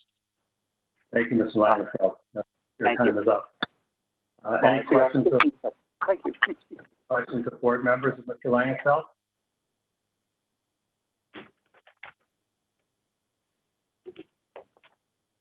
Hearing none, I will just pass a couple of comments that Mr. Langenfeld made over particularly around what procedures are in place relative to contacting the SIU. I think it's important to get clarity on that for those listening. Sure, Chair. With respect to the Devontae Miller investigation, I will not comment specifically on that. As you know, there's an ongoing criminal investigation, SIU pending investigation, as well as an ongoing OIPRD investigation. But by law, when it comes to who does reporting, it is the agency in which the police that are involved is jurisdiction. So if another agency is in Toronto and an occurrence occurs where the SIU will be contacted, it would be the other jurisdiction that would make the notifications to the SIU. Thank you, Chief. That's helpful. I just wanted to get that on the public record. Any questions from board? Hearing none, can I have a motion to receive item number 34?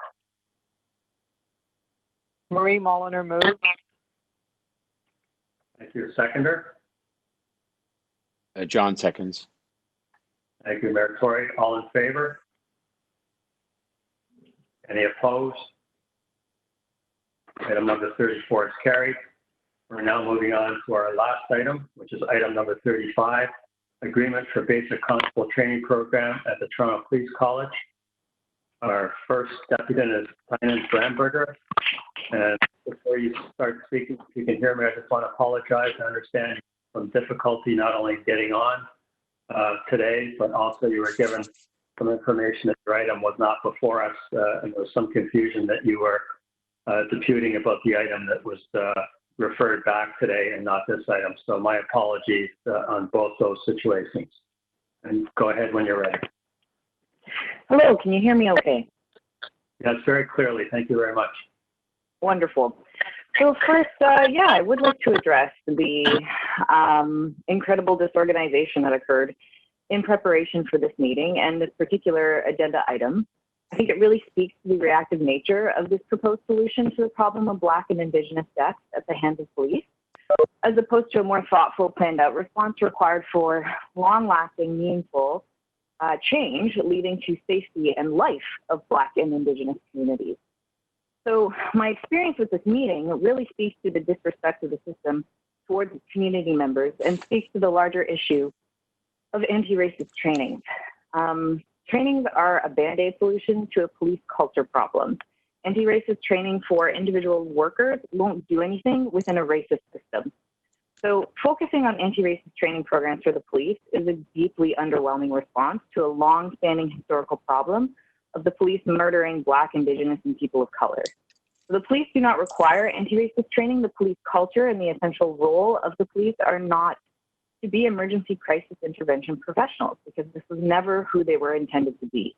The police were founded on controlling Black and Indigenous communities during colonization and slavery, and the legacy of this birthplace lives on by virtue of the fact that police are not health workers. Police time and time again escalate situations rather than de-escalate. The police continue to prove that brute force is what they are trained in and how they respond to calls for help. If we are to believe police are meant to serve and protect, then we must face the fact that our ideas of what serving and protecting should look like are completely out of touch with scientific evidence-based developments in our understanding of human psychology, community, and well-being. As a psychotherapist trained in social justice, it is clear to me that the police do not provide a support role for community members who need support most. I have never heard of a successful police intervention at any point in my mental health career from my clients or colleagues. I don't want to see anti-racist police training. I want to see the complete dismantling of the police and the reallocation of that money towards mental health crisis intervention professionals responding to wellness checks and de-escalation calls. I want to see firefighters and paramedics on the scene of emergency accidents. I want to see shelter improvements and shelter expansion, including universal income and not arresting people for living under bridges or removing individuals sleeping in banks trying not to freeze to death in below 30-degree weather. I want to see free public transportation for increased access to all of the city's amenities, including access to hospitals, mental health services, shelters, and the like. The police have no role in communities that already know how to take care of themselves. The police only serve to protect the white elite, wealthy, and some of the middle class that are nervous and uncomfortable about having to deal with underserved community members. This is not a service that serves and protects, because if it did, we would not be seeing the global uprising we see today. Anti-racist training is a joke in response to that level of a problem. Anti-racist training will not change anything if we do not see the police for who they really are, a tool of control for a minority white elite. That is all. Thank you very much for your deputation. Do we have any questions of the deputant?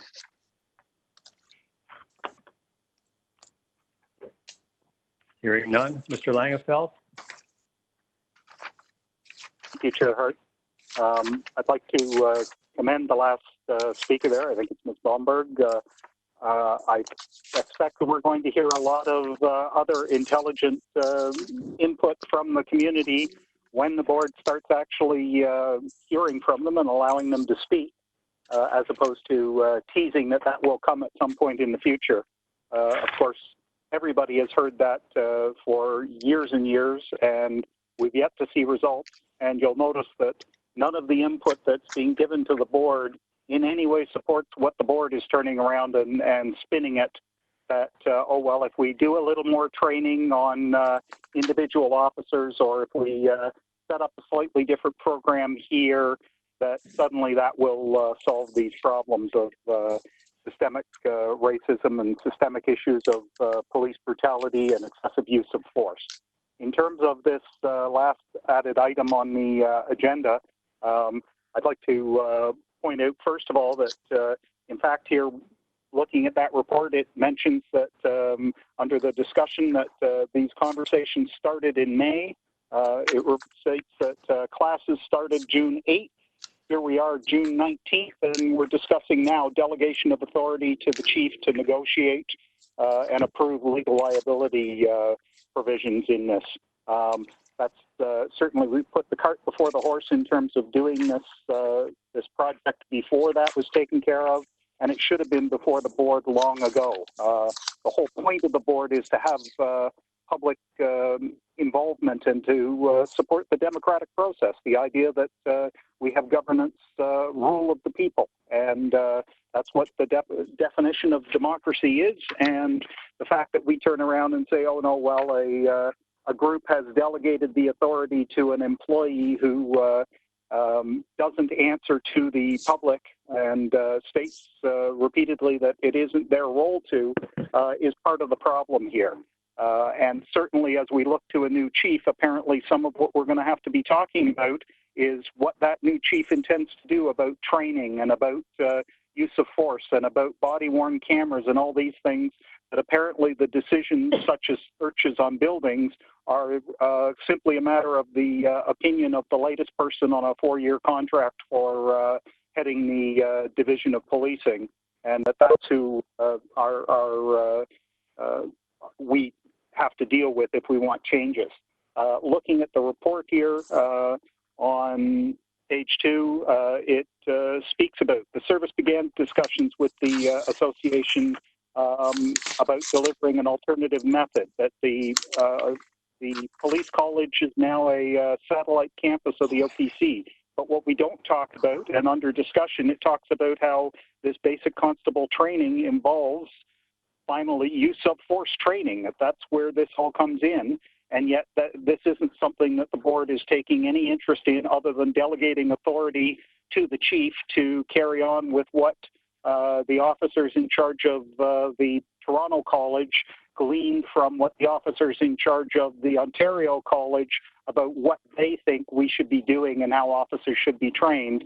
And of course, that's the problem, is that their expectations and beliefs have little to do with what the public wants and expects from our policing, and how we expect them to deal with the public and who we expect to respond to crises.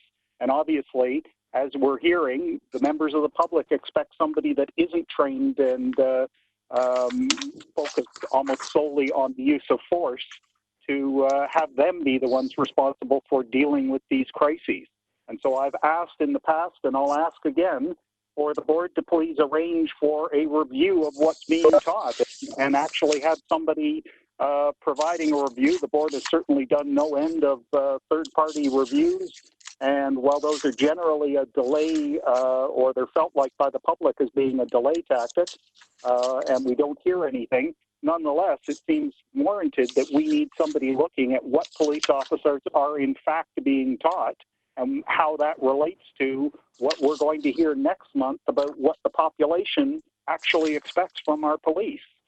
And we certainly need to deal with that. And one of the main issues is the fundamental culture that begins with the training that starts with what this particular agenda item is now approving, that we're simply going to go ahead with use of force training and other training without any kind of information or explanation to the public what that's going going to entail other than simply more of the same. And so I suppose we can expect that we will have more people, unfortunately, dying as a result, and we'll have more calls for intervention. I'm not sure someone has their phone on or their system not muted, so I'm getting a lot of feedback, but I take it my time's up. Yes, thank you, Mr. Langenfeld. Any questions of Mr. Langenfeld from board members? Hearing none. Any questions on the report itself? I'll move the recommendation. Thank you, Councilor Nunziata. Could I have a seconder? Michael Ford will second. Thank you, Councilor Ford. All in favor? Any opposed? Hearing none opposed, that item is carried. That was our last item today, everyone. Could I have someone move adjournment, please? Can I just ask a question before we adjourn? Yes, you can. Yeah. So on the item 3 that we're going to be hosting a town hall meeting in the week of July 6th. So how is the police services, are we going to be advertising the town hall meeting, and how is that, do we have any details on that? We don't have any details. It's just something that's in preliminary stages right now, but we will be advertising it widely. Council will make sure everybody knows about it, including all members of the Toronto City Council. Okay, thank you. Can I have somebody move adjournment, please? Member? I'll move adjournment. Thank you, Councilor. A seconder? Second, Chair, John. Thank you, Mayor Tory. All in favor? Opposed? That's carried. We stand adjourned. Our next meeting is Thursday, July the 30th. Time and location to be announced closer to that date. Thank you very much, everyone.